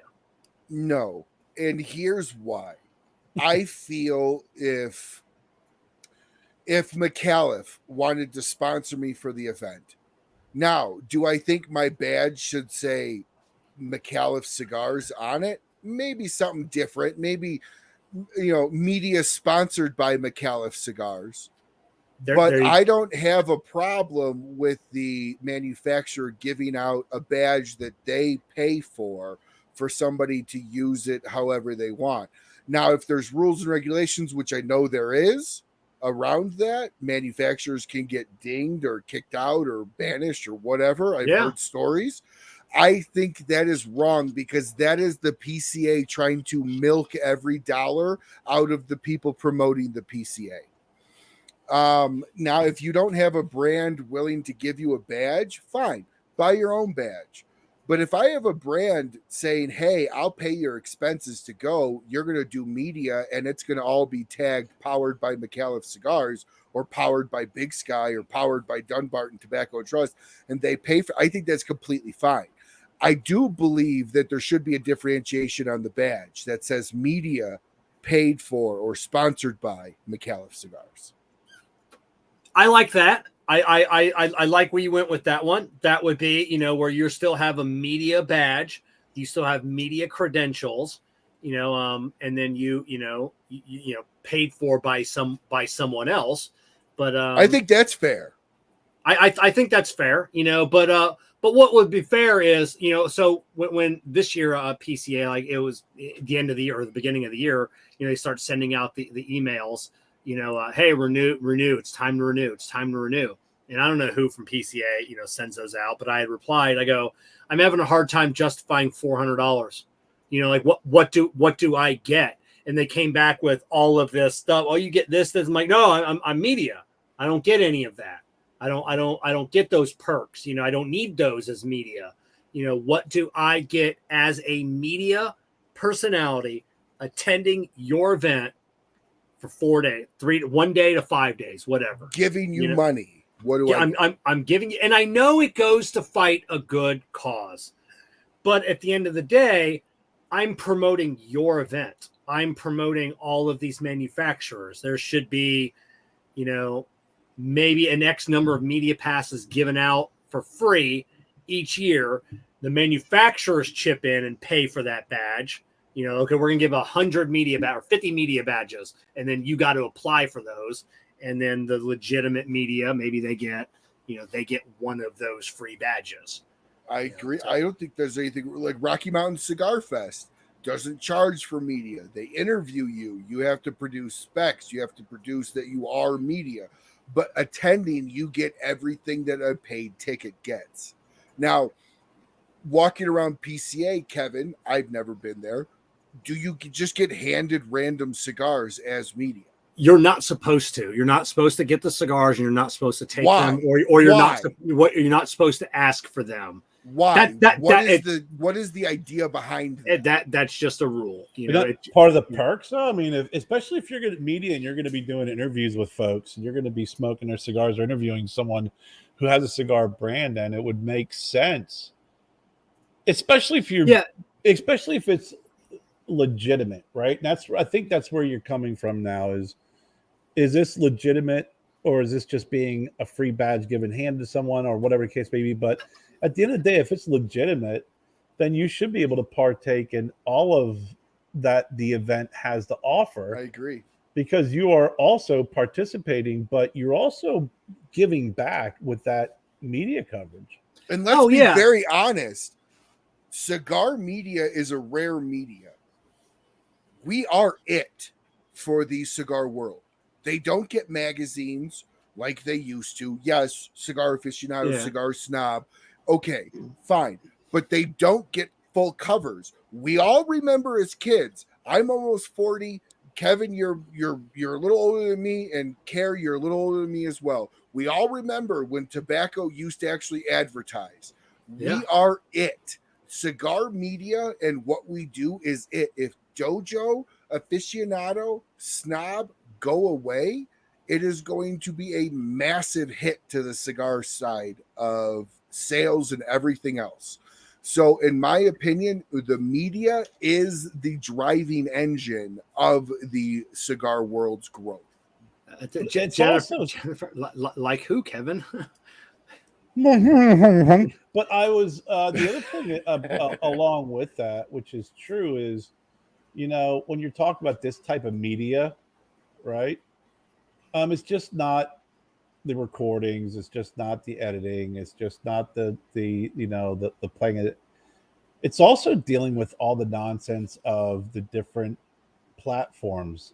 Like, Kevin, how many of your shows were erased and then you had to re-upload and TikTok edit, and how many hours were spent on that alone? So it's a rabbit hole that you can easily go down. But I think at the end of the day, if you're media and if you're paying a membership, I think the membership should pay for your badge. No, I agree. I think if there's additional monies that they want to charge to partake in everything else, fine. I think getting cigars at the cigar at booths and everything else, I don't think there's anything wrong with that. I think that's part of the promotion. I don't think there's anything wrong with that as well. Now, when you go in and you get your badge, you're not entitled to anything. Like you're not entitled to like at the Great Smoke free cigars. You don't go around and you give them your ticket. You know, it's there for business. You talk to them and you get that. And then I left with a ton of cigars last year because half of them, I was only there for the one day. So I visited all my friends. And so they loaded me up with cigars. And I think, you know, some of that is to keep some of the influencers. They had a problem with that like 3 years ago where, you know, there was a big deal on that. And then getting in under manufacturers or whatever. And I understand that the price point, you could possibly keep it high to keep fake media out, because if it was free or if it was only $50, like everybody. Well, what's fake media? Take somebody like me. No. I think that would, you know, if the average consumer, like, oh, hey, all I got to do is like do something and then I can get in for a $50 badge and go to PCA. I'll start a quick blog or I'll do one video. You know, okay, I think you should have a rolling 12 months. Yeah, I'll concede that. Yeah, I think that, and I know Coop talked about this like a year ago, I think on an episode of KMA. Like there should be, somebody needs to set guidelines for media. I don't know what those guidelines are. Even Coop then didn't know what the guidelines should be, but there should be guidelines as to what is media. But once you get that guideline set up, right? Yes. And you're paying how much a year is media? $400. What do you get for $400? I get to go to the. I get to go to the event. You get a receipt. I get to spend thousands of dollars more to go to an event. No, I'm saying, but what do you get a ticket to get in? Yeah, I get a ticket to get in, and then I bring one person with me at no charge. I get one additional ticket at no charge, and then I think. Like I know Coop brings like a half a dozen guys with them, and I think there's like a charge, like $50, 40, whatever it is for each additional ticket. For the $400, you get a ticket, get there, with someone else, and then that's fine. And I think from that point, again, I go back to getting, I think, all the benefits that everybody else is there who gets. I mean, there shouldn't be a rule that first off. In my opinion, if I own the fucking company, there should be no rule of what I can give out versus what I can't. Now, if I'm giving out stuff that's illegal based on age requirement, fine. Yeah. But everybody that's going into the PCA should be over 21. Yeah. Yeah. Legitimately. So whatever I as a don't get me wrong. There's manufacturers that I'm super buddy with that I could walk up to and know I could walk out with a stack. And then there's other manufacturers that may give me one. Yeah. Who cares? The fact is, it's not the PCA's product, and they should not be able to denote that kind of specification on another company's product. Now I know there is a little bit when it comes to the FDA of giving cigars away. Right. So that's a big no-no, you know, so like you're not allowed to give cigars away, but there is certain cases where you can, you know, to a lounge that you're looking to get their business. So that could be part of it. You know, I know, you know, I don't know what media plays into that. Maybe there's like a fine rule. It's like one of those, we have to make this rule, but maybe we don't. Sure there's a loophole. Well, look at it like this. What is it? Last year, the Fuente did a big thing, invited 200 people, and they gave everybody a cigar. Yeah. What the hell is the difference? Just because I don't own a lounge doesn't mean I'm not part of this industry, this business. If you go to a drinking event, a beer event, or a whiskey event, and you're holding a show, you're going to be sampling the whiskey or the beer. Yeah. Like nobody bitches and moans. Everybody just bitches and moans when it's tobacco. It's tobacco. Yeah. I mean, listen, if you're going to sit there and regulate cigars and say that there's kids smoking cigars, but you're perfectly okay with them selling ice cream alcohol, you know, that's when you start looking at the comparisons, that's where you just go, okay, I can't do the comparisons because it's correct. You can't. Correct. You go to TPE, they're ripping bongs. Like Yeah. what? Right in the middle of the floor. Like what the hell is the difference, everybody? Yeah, Like- and there may be more intricacies that I'm not aware of or I'm not privy to. So I don't know, but like I said, I'm from like an outsider kind of, and with the PCA, that's what I kind of consider myself, an outsider. There's an organization, a trade organization that I should be promoting, but I feel animosity towards. And we're gonna be talking next week. We got Scott Pierce. No. We have Antoine Reed from the PCA on the show. So, but and we may bring up some of these topics to him as well. But yeah, it's I don't know. It's crazy that I feel a little animosity towards an event that I should be, promoting. But I just feel like it's like Kerr said earlier. It's one way. Like I said, I give, and I get nothing in return. It's all upside for them. I mean, and it's being objective about it, right? I mean, and it doesn't matter who you are. I mean, I think that, and Kevin knows me a long time. I'm a pretty objective person. I try not to bring my personal feelings into a lot of things. So if you're going to an event, when you're media, it's all upside for an event, because they're getting the money from you. You're showing up there at the event. Any media that you're doing during that time is promoting the event and the manufacturer. So there is no downside on their end. Yeah. For the media. amount of media money that is generated versus PCA event floor space money, it's a drop in the bucket. How many actual cigar media guys are going that they're making less than 10 grand from? Like they would get more in promotional money, and that should just be considered a marketing budget. I am in full favor. Next week, Kevin, please tell the what's his name? Antoine. I don't know if you're. He should bring up the fact that manufacturers should get, if they so choose, to be able to designate one of their badges to a media company if that's what they want to do. Well, the person to bring that up would be, because Antoine, which he runs Deep Cuts Live. I mean, you've ever seen the show? Mm-hmm. It's a great show. Cigar Coop. He sits on the board now. So Coop is the one that would probably be able to answer that question and bring that up, because directly to the board and figure out how we get, media. I don't know, but yeah. Yeah, but there's like 25 people on the board.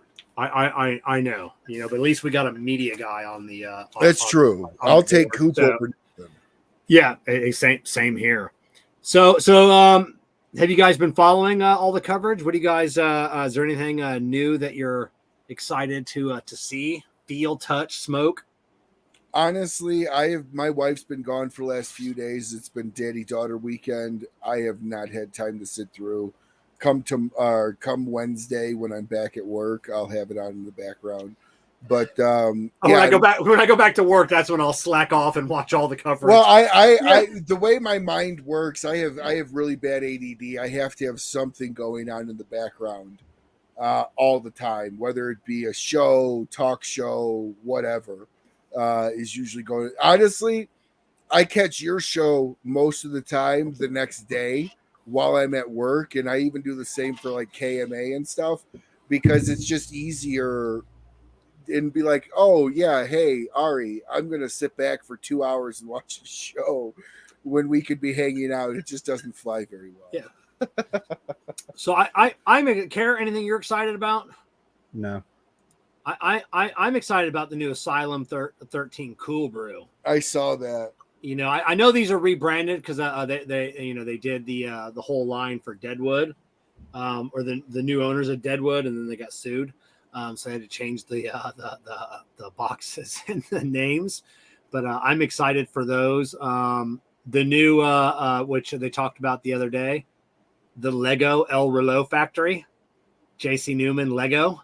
Oh, I like that. Are you serious? Like actually sponsored Lego? Lego, and this is the JC Newman El Reloj Factory. Now, what you didn't see it on the backside, but apparently you can see like the inner workings of the clock or something, so. And you That's get the bill. awesome. I know. I'm going to. Is that going to only be sold at JC Newman? Only at the factory. You got to go to the factory. I'm going to the factory and picking one. Actually, I'm try and dry bag for one first, and then if I don't get one for free, Jennifer's going to be PayPaling you money for one too. Yeah, I don't know what the MSRP on that, but I can only imagine it's got to be. Got to be $100 at least. I will say, since we're talking about Newman, when I felt like I finally made it was this last year at TGS. And what I mean by that is I had Bobby Newman as I walked by him and was like, "Hey, Bobby," he goes, "How you doing? I like your show. I watch it." He's like, "You actually subscribed to my show," and I had like a drink that night with like a really nice cigar with my wife when you subscribe to. When Bobby Newman subscribes to your show, you know that you're at least on the face inside the cigar world. I had a great conversation with Bobby. I don't know where I saw him. It wasn't the Great Smoke. It was before that somewhere. And he got me into the Southeastern Guide Dogs, and I sponsor a puppy. And then and we were talking about that, and I go, "Bye, let me show you." Because we talked about it. I go, "I want to show you Daphne, my puppy." And he's like, "Oh my god!" So I'm just scrolling through my phone, like my puppy Daphne that I've never met, And that was our conversation was about the dog. But yeah, because they're huge into the dogs. But the super cool family. I love them. Drew, absolutely fantastic cat. But yeah, I can't wait to get this Lego set. Yeah, and Bobby gave me his cell phone number, and he goes, "Call me. Let's keep in touch." Yeah, he gave on the last tour we did. We were all finished with the tour, and he looked at Jessica and I, and he goes, "Hold on 1 second." So he went to his office, and he came back with a 5-pack of the cigars, ones that come in the bundle, the Yaguas, and he goes, "This is from my personal collection from the very first shipment that we ever did." He goes, "I just want to make sure you guys, get some of those." So he ran into his office. That's an amazing cigar. They're fantastic. What about the which, if you haven't seen, this is the Cigar Bros and Boveda Humidor. Yeah, I saw that. Did you? What was the expanded polypropylene? So it's foam. Mm-hmm. I'm kind of excited about this one. I mean, it's only retails $50, holds 80 cigars. Yeah, it's very affordable. I've seen them with this stuff for like 75 that hold 50. So yeah, I'm really excited for that. I'm excited. What I'm not excited about are all the new the lighters that are debuting this year. All the new lighters. Lighters are trash. How many lighters are you guys fucking? Even in the chat panel, how many lighters is everybody fucking buying? Okay. So I'm just gonna say this is not me blowing smoke up your ass, Kevin. This is by far this and I have my Alec Bradley Bunsen burner. Yeah. This and that Bunsen burner are the most reliable. First off, you could fucking weld with this thing. Yeah. Like legit. On low, I have to have this thing like on the other side of the room to light the cigar. This thing is illegal in like 30 states. This is absolutely fantastic. And I think I filled it. I use it like every day, and I think I filled it like 3 times. It's huge. Yeah, it's awesome. That's my go-to as well. I do love this, but I've had this.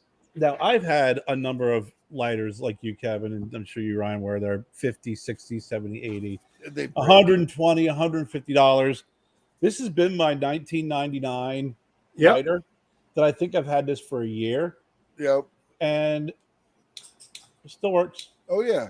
I mean, it's been more reliable than some of the most expensive lighters that I've purchased along the way. I think when someone asked me before, they're like, "Well, what do you suggest?" I said, "Listen, invest good money into a good cutter, because that is where when you cut a cigar, if it's a bad cutter or if it's a cheap cutter, it's going to mangle your cigar. Then your whole experience screwed. You can buy a Bic lighter, you can buy matches, you can light that cigar with a gas torch. oven, whatever, it's going to light. But the cutter is the most important tool that you're going to want. Yeah. No, just I want to agree. interrupt 1 second. Kerr, Jess had to go. She's not feeling well. So if you could take over on the backside stuff. But, no, totally. I agree. I think I watched a video of Kevin's years ago. I mean, it was a long old video. And Kevin was talking about cigar lighters. And he showed that he had these expensive ones. And he goes, the only one that I have that I will tell you always lights is this $10, $15 lighter. Ever since then, I stopped going crazy. Ellie Blue, Tatuaje, The Bride, number 13, $400 retail value, flat flame. It works every time, but you can't light with it because it's not made ergonomically to use it, but it's badass. I will have it for display, you know. But yeah, it's super cool. But yeah, I don't know. I'm staring at 30, 50 lighters. You know, some of them I get free. You know, but yeah, I don't get the media release that, hey, you know, this $20 lighter that we have, it now comes in red. But like, now, they're all from fucking China. Everybody that makes those has it all the same manufacturer. It's so there's one block in China. So it's one, and I've seen I watched several videos on it, TikTok videos. One they actually created it's a whole like block. It's its own city, and 99% of all the lighters in the world are made at these, you know, various factories within like this, all controlled by the government. But yeah. They're all coming out. They're all coming out of the same place. It's like glasses. Garbage. You guys both wear glasses. I don't. Well, yeah, you have glasses on right now. Yeah. All glasses are made at like 2 or 3 places. Yeah, I know. It doesn't matter if they're Dolce & Gabbana or if they're Walmart. They're all made at the same place. It's just the dollar amount put on the end product. Yeah, that's it. So yeah, all the new lighters. But yeah, new cutters. People talking about the Saka, the new cutter. That thing is badass. That looks amazing. I've felt it. I've used it. It's great. It's the first cigar cutter that maybe I could be wrong, but it has a replaceable blade. Uses the same blades that cuts potato chips. So they Luigi sourced, you know, because Steve wanted. If I remember the story correctly, he wanted this blade, like, let's get it done. And then Luigi's like, why don't we just use a company that makes blades for an industrial application that has to work all the time, thousands and thousands of times over and over again? Let's just use that blade. You know, and that's what they have. It's a blade that, you know, is used to make potato chips. It took me a while to figure out what was going on because I seen all the pictures on Facebook, and the only picture I kept popping up was the cutter and then a Q-tip. And I'm like, why do they keep showing pictures of someone cleaning a cutter with a Q-tip? And then I had to take the time to read it. Yeah. Well, I will say, next year at PCA, I hear there's a $40 million cutter. Yeah. God. So it's an NFT. Yeah, but that will be but like you know, like Kerr said, you got to have a quality, and we all have different cutters. You know, I've got 3 different V cutters. You know, I've got a couple different punches for various sizes. You know, I've got some straight cutters. So yeah, I mean, I could easily have a dozen cutters and then have them all in my regular rotation. Yeah. But yeah, as in lighters, I just don't get it. I don't get and obviously they got to be making money because they just wouldn't keep coming up with new lighters constantly if they weren't making money on it. My favorite cutter I own is the Freestyle Live Perfect Cutter. I have not had a better perfect cutter than this, and I have 2 of them. I have another one right here from a different event, same thing. And then I lost my V-cut, and my buddy bought me a beautiful Zycar. That's it. I don't do punches. I don't like punches. I get why people do, but they're not for me. You gotta get that jet line, the Judge on there. I think they call it something else. Are you talking now. about the melon? That's the one cutter that I want to try. I love my melon baller from CigarMedics. I use it probably 75% of the time. I use it. I've used it on both my cigars tonight. I love it. Other than that, I'm using my my jet line V cut because it's the deepest V cut on the market. So I love it. I got my Calibri deep cut, and then I have the Calibri desktop that does a standard V and a straight cut, and that's pretty much it. I mean, I know Jennifer uses one of those perfect cuts, and every once in a while I'll use it. Usually with a Lancero, I just want to get just the tip of it. I don't want to do a V or a V cut on that. But other than that, that's really it, because they've been very reliable. They last a long time. They cut well, and that's what I'm more concerned about. Outside of that, when I'm in a jam, absolutely. But Kevin, I'm curious. What did you think of that cigar you smoked? The first one? Yeah, the RMC. Yeah. Let's get into that because it destroyed my palate because I'm smoking this. Very smoky. So it's definitely I thoroughly enjoyed it. Smoke, burn, draw, razor sharp, burn line, solid ash. Great cigar. It needs to be the last cigar you smoke of the day because it doesn't have a Kentucky fire cured a taste to it, but there is a fire cured. There is a smokiness that will get on your palate, and then So like I said, I chose another cigar. This one's just an unbanded, cigar because I just don't know, I knew after smoking it, I'm like, well, I can't smoke anything I really want to enjoy just because it would just be for the sake of smoking. It definitely gives you a smoky meatiness versus a Kentucky Fire.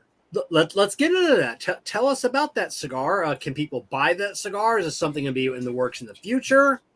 Yeah, no, the cigar right now, you can go to rocfcigars.com or bamfcigars.com. It's called the MRE, or Meal Ready to Eat, or Breakfast of Champions. And you can buy that. I think it's like $35 for a 5-pack. Very, very economically priced.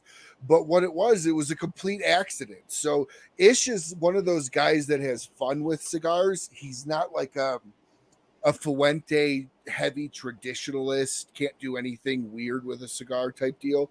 So he was making bacon, not mine at the time, but bacon and smoking. Excuse me. And smoking. I don't want to interrupt, but that I only recall. That's only for the cigars. He does have one called the pea juice. So I don't want. Yeah. So yeah. Yeah. No, he's Fuente. Yeah. But I did not know that, so that's interesting. But anyway, so Ish was hand. The full name. It's pussy juice. It's a Fuente pussy juice. I did not. That shocks me. Okay. But but anyways, he was hand flipping bacon and smoking a cigar, right? And he was realizing that the bacon grease was absorbing into the cigar, and he was able to taste it. So blah, blah, blah. Fast forward. I sent him a slab of my bacon for his 50th. And he's like, oh, dude, I want to give you something back. And I'm like, if you're going to do anything, I'm like, just make me a bundle, just one bundle of Breakfast of Champions with my bacon grease. And he calls me up after he did. He goes, this is incredible. So he came up for Rocky Mountain Cigar Fest, and I gave him out to everybody unbanded. And everybody loved him. So we're driving to Rocky Mountain Cigar Fest. He looks over at me. He goes, so we're going to do this, right? I was like, what do you mean? I'm like, this is just for fun. He goes, no, but we're going to do this because I'm going to make this cigar, but I want to use your bacon grease. So now every single Meal Ready to Eat or Breakfast of Champion that you buy has Rocky Mountain Cigar Show or Rocky Mountain Gourmet Bacon grease. And what he does is he rubs the interior leaves down, a certain number of interior leaves down with an X percentage of grease, lets them dry, and then rolls them into the cigar. And when you do that, it's a natural infusion. So you don't have to worry about infusing anything in your humidor, but you're going to get that like sweet backside from the maple and brown sugar with that really nice meaty smokiness to the middle of the palate. And it's very, very good cigar. And it's a really good cigar with coffee, because what he does is, instead of using water for the glue, he mixes coffee in for the glue. So there's a very, very subtle, very light coffee infusion on the tip. Kerr, that's a good idea right there, Kerr. That's a great idea. I know. We go, Ish. Yeah. So get on it. I'm just wondering, also, so the number one concern would be, is wiping a leaf down on the inside of a smoker. So now you have cigars are a natural product as well, but then you have, you're introducing a food grade product to the, obviously, there's no issues with it, but yeah, it's a little, Well, you got to let them dry before you roll them. That's the key. No, that makes sense. It's knowing when they're at the right spot. Yeah. To roll. Yeah. If as long as you're not rolling them wet, you're good. No, good God, no. Okay. They rub them down. Greasy, they let them hang. They let them dry. I wonder. Then they go. Yeah, I wonder if you could put cap that smoke, because I'm not a smoker type of guy. I don't know, that's a whole different type of person that I'm not capable of being. But I love the smell whenever my friends are smoking. Wonder if you could channel that smoke into a container that has like cigars that have already been bunched and have the binder on there. Have that smoke pass through. Dry them out. It would dry the hell out. Yeah. Oh, what? It's a hot smoke. It's a hot smoke. Oh, so it's not like a moist smoke that would infuse. Okay. No. That's kind of like the Candela. That's the reason why when they do the Candela, it's high heat, really smoking. And that's why it's so brittle when they pull it out. And then they got to rehydrate it. Yeah. That would really do a number on him. I gotta bust Ish's balls when I see him. He still owes me T-shirts. He still owes me 2 T-shirts, that son of a bitch. Ish is a great. I love Ish. She's a great guy. We got to be pretty good friends, but yeah, he. I ordered 2 shirts from him, and he said, "Oh, they sent me the wrong T-shirts," and then it just kind of forgot about it. So I got to send him a random text one day, just be like, "Hey, where's my T-shirts, man?" Oh, he'll send them to you with huge apologies. So Ish is one of the nicest. It better be a huge apology. Yeah, and, just to let people know that a lot of people don't, and I'm not going to give any names or brands, but Ish is probably one of the most prolific rollers in the industry that works with so many brands, huge legacies down to brand new. So Ish, it's always fun when you have a conversation with him, because he knows everything. He knows all the insides, and he's my cigar industry lie detector. Yeah. Just don't get on his bad side on an Instagram live. Oh, No. That's the one thing that's what I love about Ish, though, is he is what he is on or off the camera. And if you cross him, he's not the person to cross, in my opinion. But, the cigar kind of boosted us into, a lot of other experiences with Abe buying our bacon, and Abe kind of tickling my ear for a while now to start the company. So we launched into a bacon company. Yeah, tell us about that. Bacon. Yeah, so all I did was make bacon that I wanted to eat. I hated store-bought bacon. I never intended on it to be outside of my circle. And I've sent several things over to you, Kevin, and Abe, and Fred Rui, and a lot of other family and friends. And we launched live after TGS about a month after just thinking about it and mulling it over. My partner, Jeff, who Kevin, you've met, decided that we were going to go in on this together. And within a month, we were sold out through July. We actually had to suck sales back in just to be able to keep up with it. So now we're moving into a big facility, and we're able to kick out around 300 pounds in a smoke, 300 to 400 pounds in a smoke.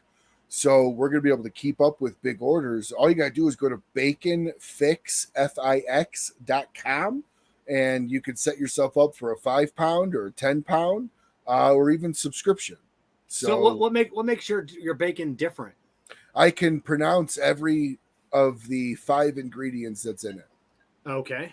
And on top of it, my bacon is done the old way, so it's not waterlogged. So when you look at bacon from the store, you're always going to see caramel color. Anytime you see caramel color on the ingredients of bacon, that means it was soaked, it was submerged for the cure. It was either an injection cure or a submerged cure, which is about a 3-day cure.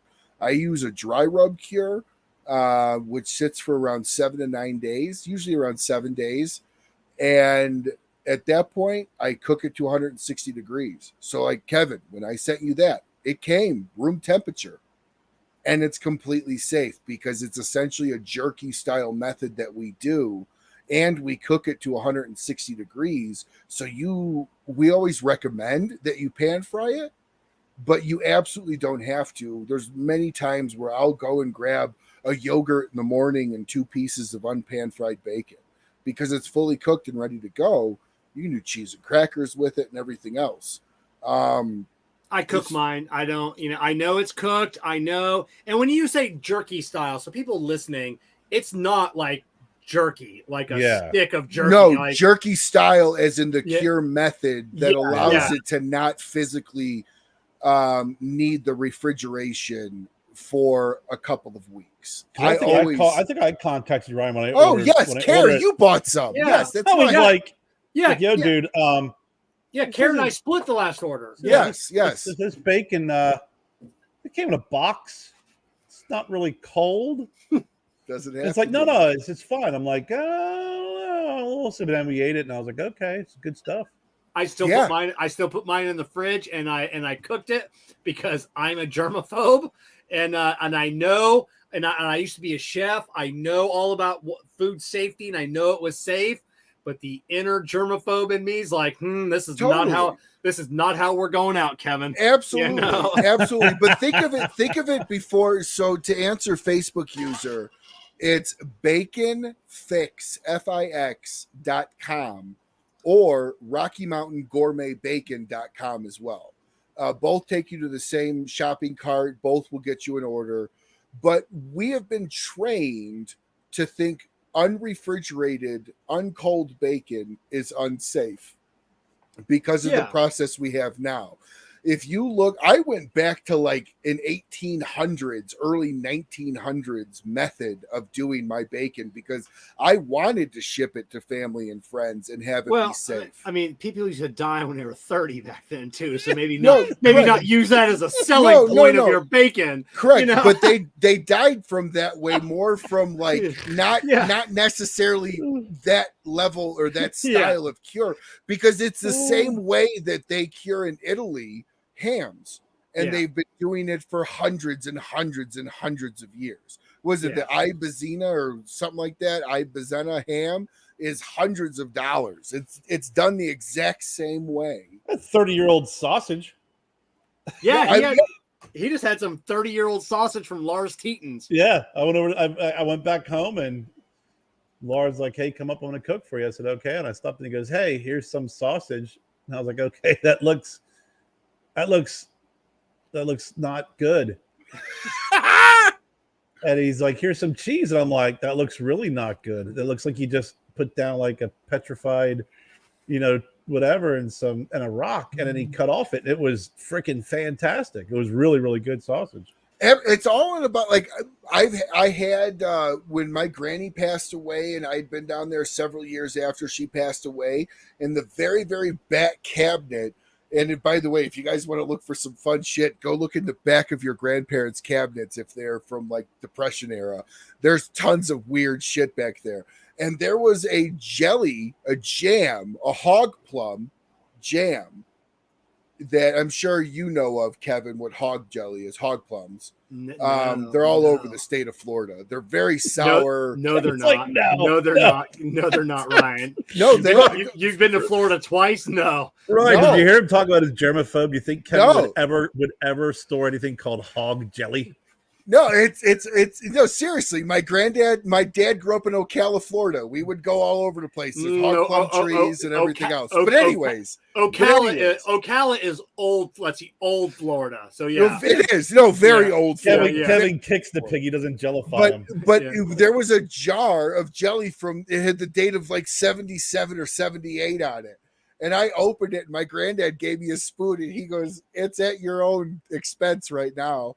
And I ate it. It was fantastic. Tasted fresh. And so we ended up eating the whole thing. And it was the last thing I ever ate. Well, they made that in the Depression. Yeah, right. That my granny actually canned. Yeah. And so for me, it was like huge nostalgia, just growing up my life, eating her canned stuff. And now when I was a kid, we'd go and visit my grandparents in Ohio, in their basement. I remember as a kid, my grandfather having like this pot of some kind with a cheesecloth covering it, and he would peel it back and there'd be a bunch of mold and shit floating on top, and he'd kind of push it out of the way and bring out a pig's foot, and then start eating it. And it's just like, I can still, it's so disgusting. So disgusting. But he grew up in that era. I mean, you didn't throw away any part of any animal, when you were growing up, because you had to eat everything. You had to live. Eating and living, same thing. Good. No, good. Yeah, let me show you this here real quick. So let me see if it'll let me do it. It won't let me do it. Here. So this is a hog plum. Let me just add. Okay. I don't. I mean, I still don't know what that is. Yeah, it's a hog plum. We at my granny and granddad. Is it balls? Yeah, well, yeah, they're little tiny plums. No, I mean, with a little pit. Are they like Rocky Mountain oysters? Are they testicles? I think they are. They're a little juicy and creamy, so they might be. Oh, okay. So it just reminds me of the Chevy Chase movie where he's eating the whatever. Testicles. Yeah. Well, what do they call them? But they go, I never found somebody so like sheep testicle. What? The key is you got to cut them off real high. Oh my God, disgusting. So I learned one thing. If I ever get to visit Ryan, if he hands me a plate of food. Yeah. No, I don't eat that now. I'm going to need context. No, I don't eat that now. Now you'll just get some squirrel, rabbit, maybe some armadillo, That's stuff fine. like that. But I grew up eating all that shit in Ocala. I mean, my gosh, I'd go out squirrel hunt and come back with 5 of them. Granny have them in the pan in 15 minutes. Well, you got to eat 5. There's squirrels. Just like dove hunting. Yeah. You got to shoot 100 of them. Well, yeah, you only breast the dove. There's not much there. But the best dove is Dove Poppers. Have you ever had those, Kerr? Funny Farm. That was the name of the movie. You take the jalapeno, you core it out, and you shove the breast inside the jalapeno, and then wrap the whole thing in bacon. It is the really best. Good. That does. I do like dove. So, Ryan, let's end the show. You've got an event coming up. Are tickets still available? Sold out.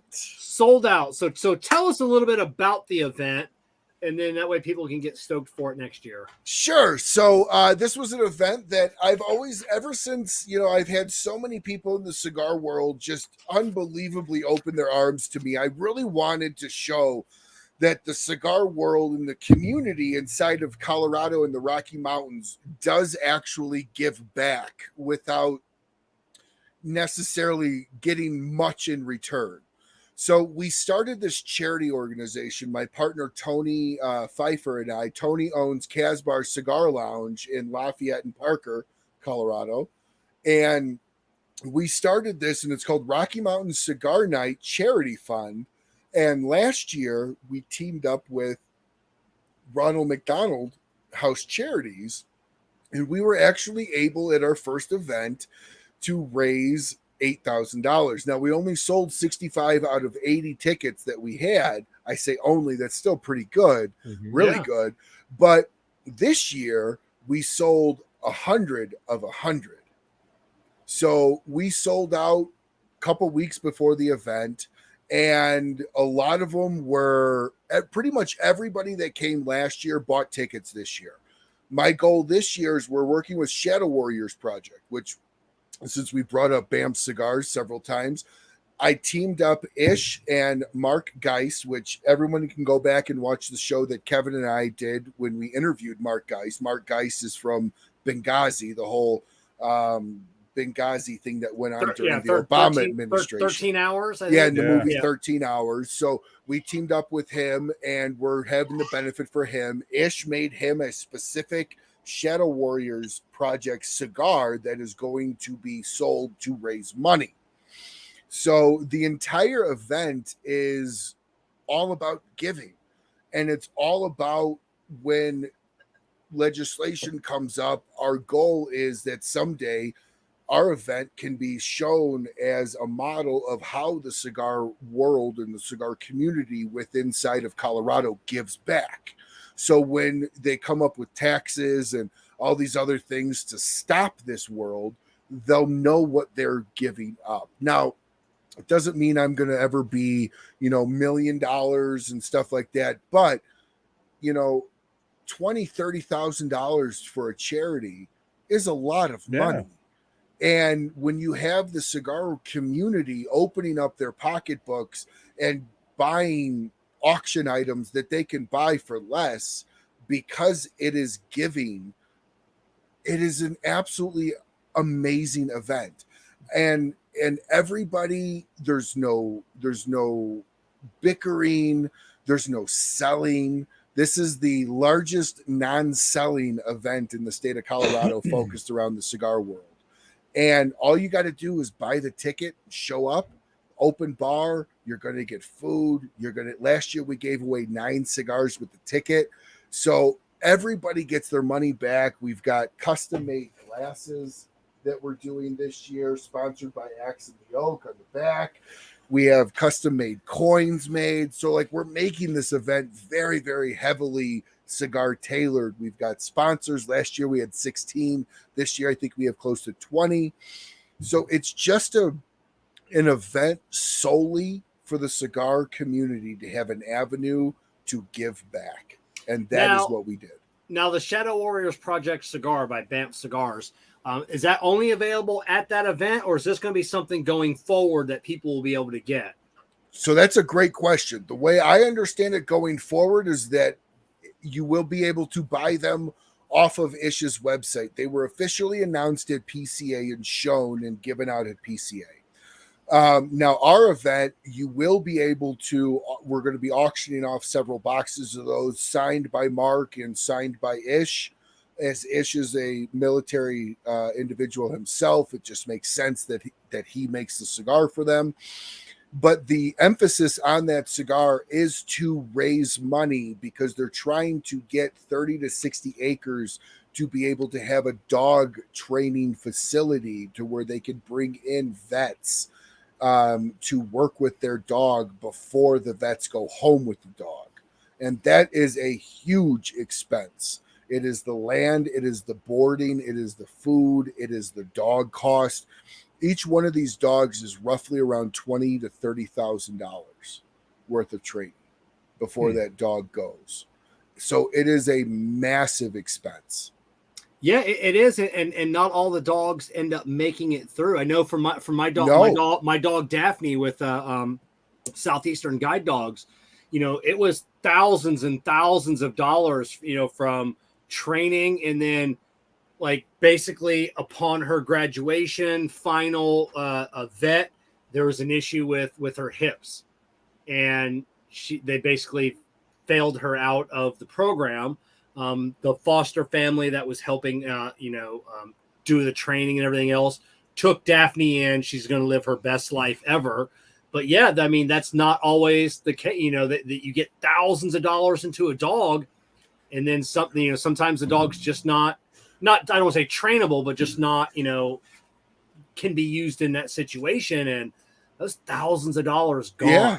And the other side of it too is selecting the right dog for the job could in itself be thousands of dollars just for that dog. And one of the things that Mark does is he trains load bearing dogs, which I'd never even heard of before Mark. which Mark actually has a vet of his that leans on everything because of his condition. He constantly has to lean. So what did Mark do? They went out and bought the biggest freaking dog they could find, and they trained the dog to be a leaning post for this vet. So the vet can just lean up against the dog, put all of its weight on the dog, whatever he's got to do. That is the dog's job. That is what the dog is trained to do, is just be there for literal body support. I don't even understand how you train a dog to do that, but it takes months and thousands of dollars to do. Yeah, it's all the different jobs, you know, that the dogs are trained specifically for one individual. And then that the lifespan of that, not lifespan, the working lifespan of that dog is fairly short. Some of these dogs can only do this job for 5 years, 6 years, and then that's it, you know, and that's, you know, so you're spending, like you said, tens of thousands of dollars to train an animal that may only do that job for 5 years.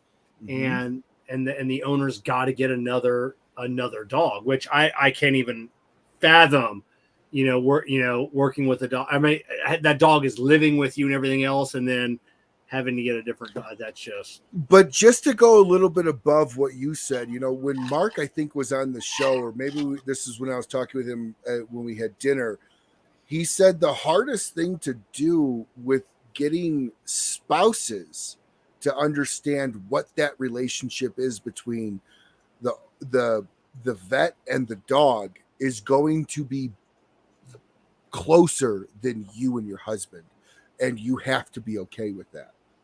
That dog is going to be everything to your husband or wife that they're coming home from. So he goes, the hardest part is, one of the harder parts is getting the spouse to not be jealous over that attention, because you bond so intertwined with that animal. Kerr's going through that now. They got a new dog. Yeah. I see Kerr smirking when you say that. You're like, oh, preaching to the choir, Ryan. I'm not jealous of it. It fills a lot of spots that I normally would have to. Yeah. but like he actually said that he's had spouses come up to him like that they're just always together, and he goes, would you rather have them always together, or would you rather have them depressed and in a corner shutting down? Yeah. I know Jessica gets really jealous of my relationship with Stella.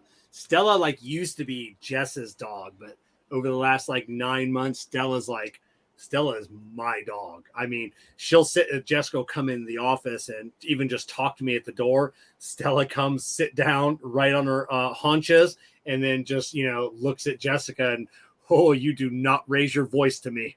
You know, Stella does not like that, you know, so I'm like, good girl. That's great. So Ryan, thank you so much for coming on. God, it's been thank you for having me, man. 2 hours, 15 minutes. This has been a great episode. Everybody start typing in the word cigar for the Tapping Ash and Taking Names giveaway presented by Amendola Family Cigars. We have this is the July 2023 Corona Regular Cigar of the Month Club shipment. I don't know what's in this because I haven't done my unboxings yet, so I'm shipping this out blind because I don't know I don't want to know what's in it quite yet. But it is 6 cigars from for Corona Cigar, the Regular Cigar of the Month Club shipment. Next week will be our final episode. We're taking a hiatus. So we've only got one more episode in this lounge, and it's the last couple of days. You know, I've probably spent 40 hours, you know, in the last 3 days working on the new lounge, and a couple of times, like it's hit me, like it's been hard. You know, like I said, I've come a long way from being out in the garage to building this office, and then now I have a cigar lounge. You know, I have a film studio, and it's hit me a couple times, you know, so it's been rough a couple times, but it's been a long time coming. So let's hear a word from our sponsor. Actually, do we hear where are we at? Oh no, it's let's hear a word from our sponsor, Amendola. thought we do the Corona cigar. Oh yeah. So before we move on, let's hear a word from I have in my notes from our sponsor, Corona Cigar.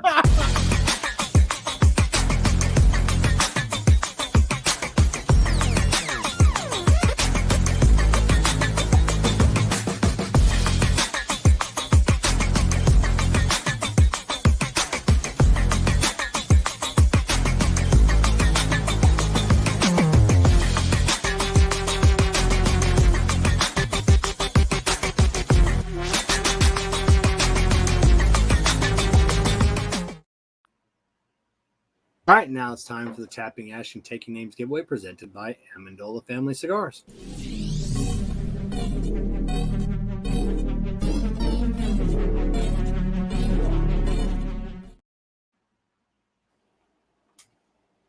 He has entered, so who cannot not win tonight? JJ Jambalaya, Rick Gardner, Robert King Jr., Randy Keller, and Celestino Zamora. So let's share the screen.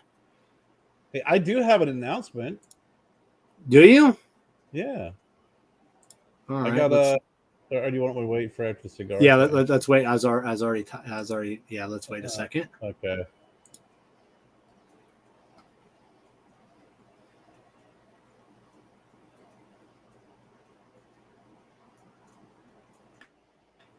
Andy Desario. Andy, send me an email, Kevin at cigarprop.com. Congratulations. So what was one again?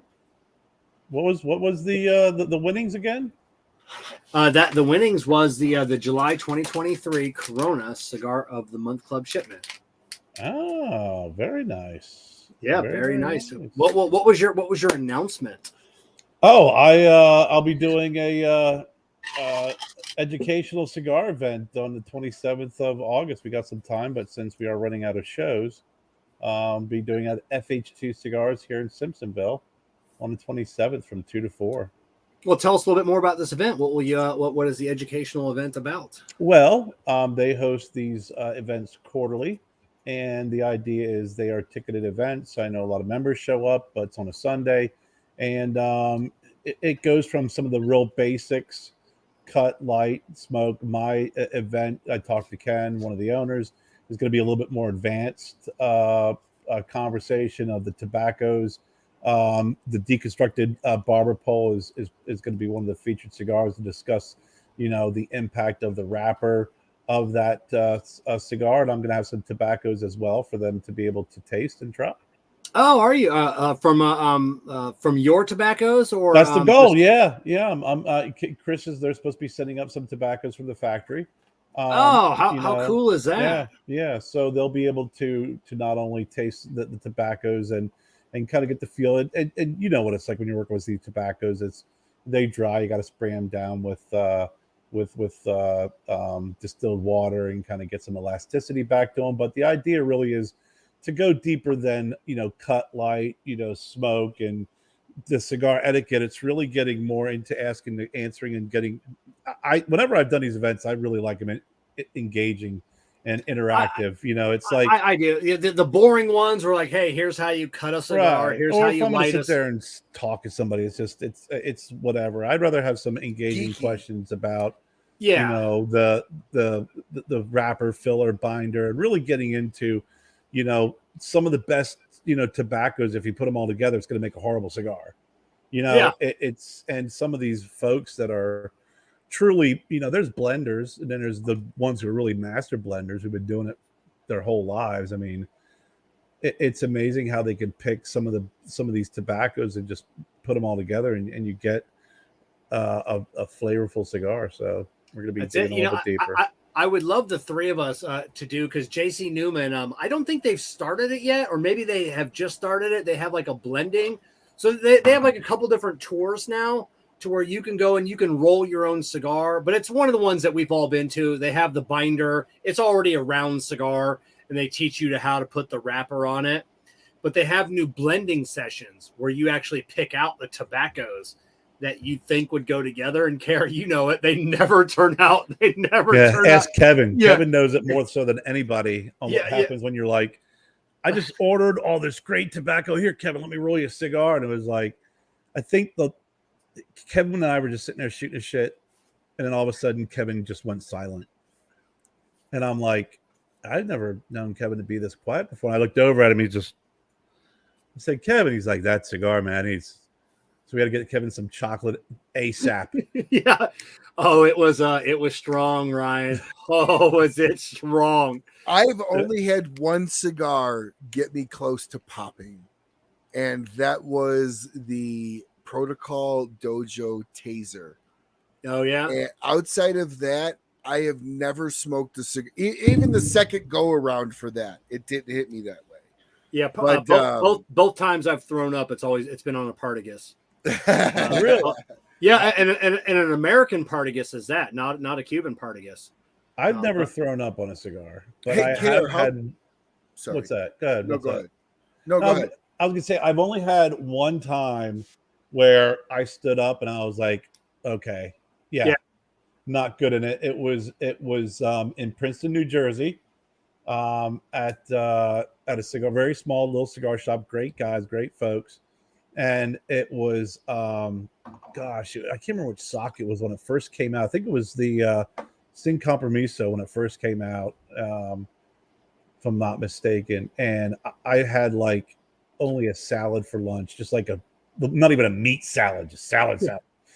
And I remember smoking that and standing up and going, okay, I need to sit back down and kind of regain my composure because I got real lightheaded real quick. Kerr, how far are you from Charlotte? Hour and 15 minutes, hour and a half. Cool. I'm coming out there on business in a month or so. I'm going to hit you up. Yeah, we're that'd be great. We are in Greenville or Simpsonville, but we're like smack dab on 85. Like here's Charlotte, here's us, here's Atlanta. So we're probably like 2 hours from Atlanta, 2.5 hours from Atlanta, about an hour and a half from Charlotte. So I fly out of Charlotte Airport all the time because it's easier for me just to drive up to Charlotte Airport and get a direct flight than it is for me to go to Greenville. And that connector is usually in Charlotte, and it's just easier for me to do that. So yeah, it's right up the road. Yeah, I'm going to be out there in a couple months. I've got about 3 or 4 clients out there. I'm going to come and spend a few days out there, so I'll hit you up. Yeah, let me know. We'll connect. Oh, sweet. Yeah, let me know when you're going to be out there, and because I know we wanted to come up and see Kerr and Jen to see the new place, and with what we got going on here, it's just tough to do it right now. So, a couple months that might work out as well. Well, you're supposed to get out here, Kev. So Jessica still may get out there for that event, but I can't get out. All future bacon will be sent to Jessica. Yes. So all right. Next week we welcome Antoine Reed from Deep Cuts Live. He's actually doing all the content for the PCA now. So a lot of the videos that you've been seeing on Instagram have all been filmed, edited by Antoine, and he is creating some banging content. Jessica and I have just been loving what he's been putting out. So we'll be talking to him about PCA. Kerr will have to get together, figure out what questions we want to ask Antoine about not only Deep Cuts Live, his history into the cigar world, and then talking about PCA. And talking about his role in that. So it's going to be super, super awesome. Make sure you're following Cigar Props, producer Jessica, Kerr Viajante of Stogie Road Cigars on all the social medias.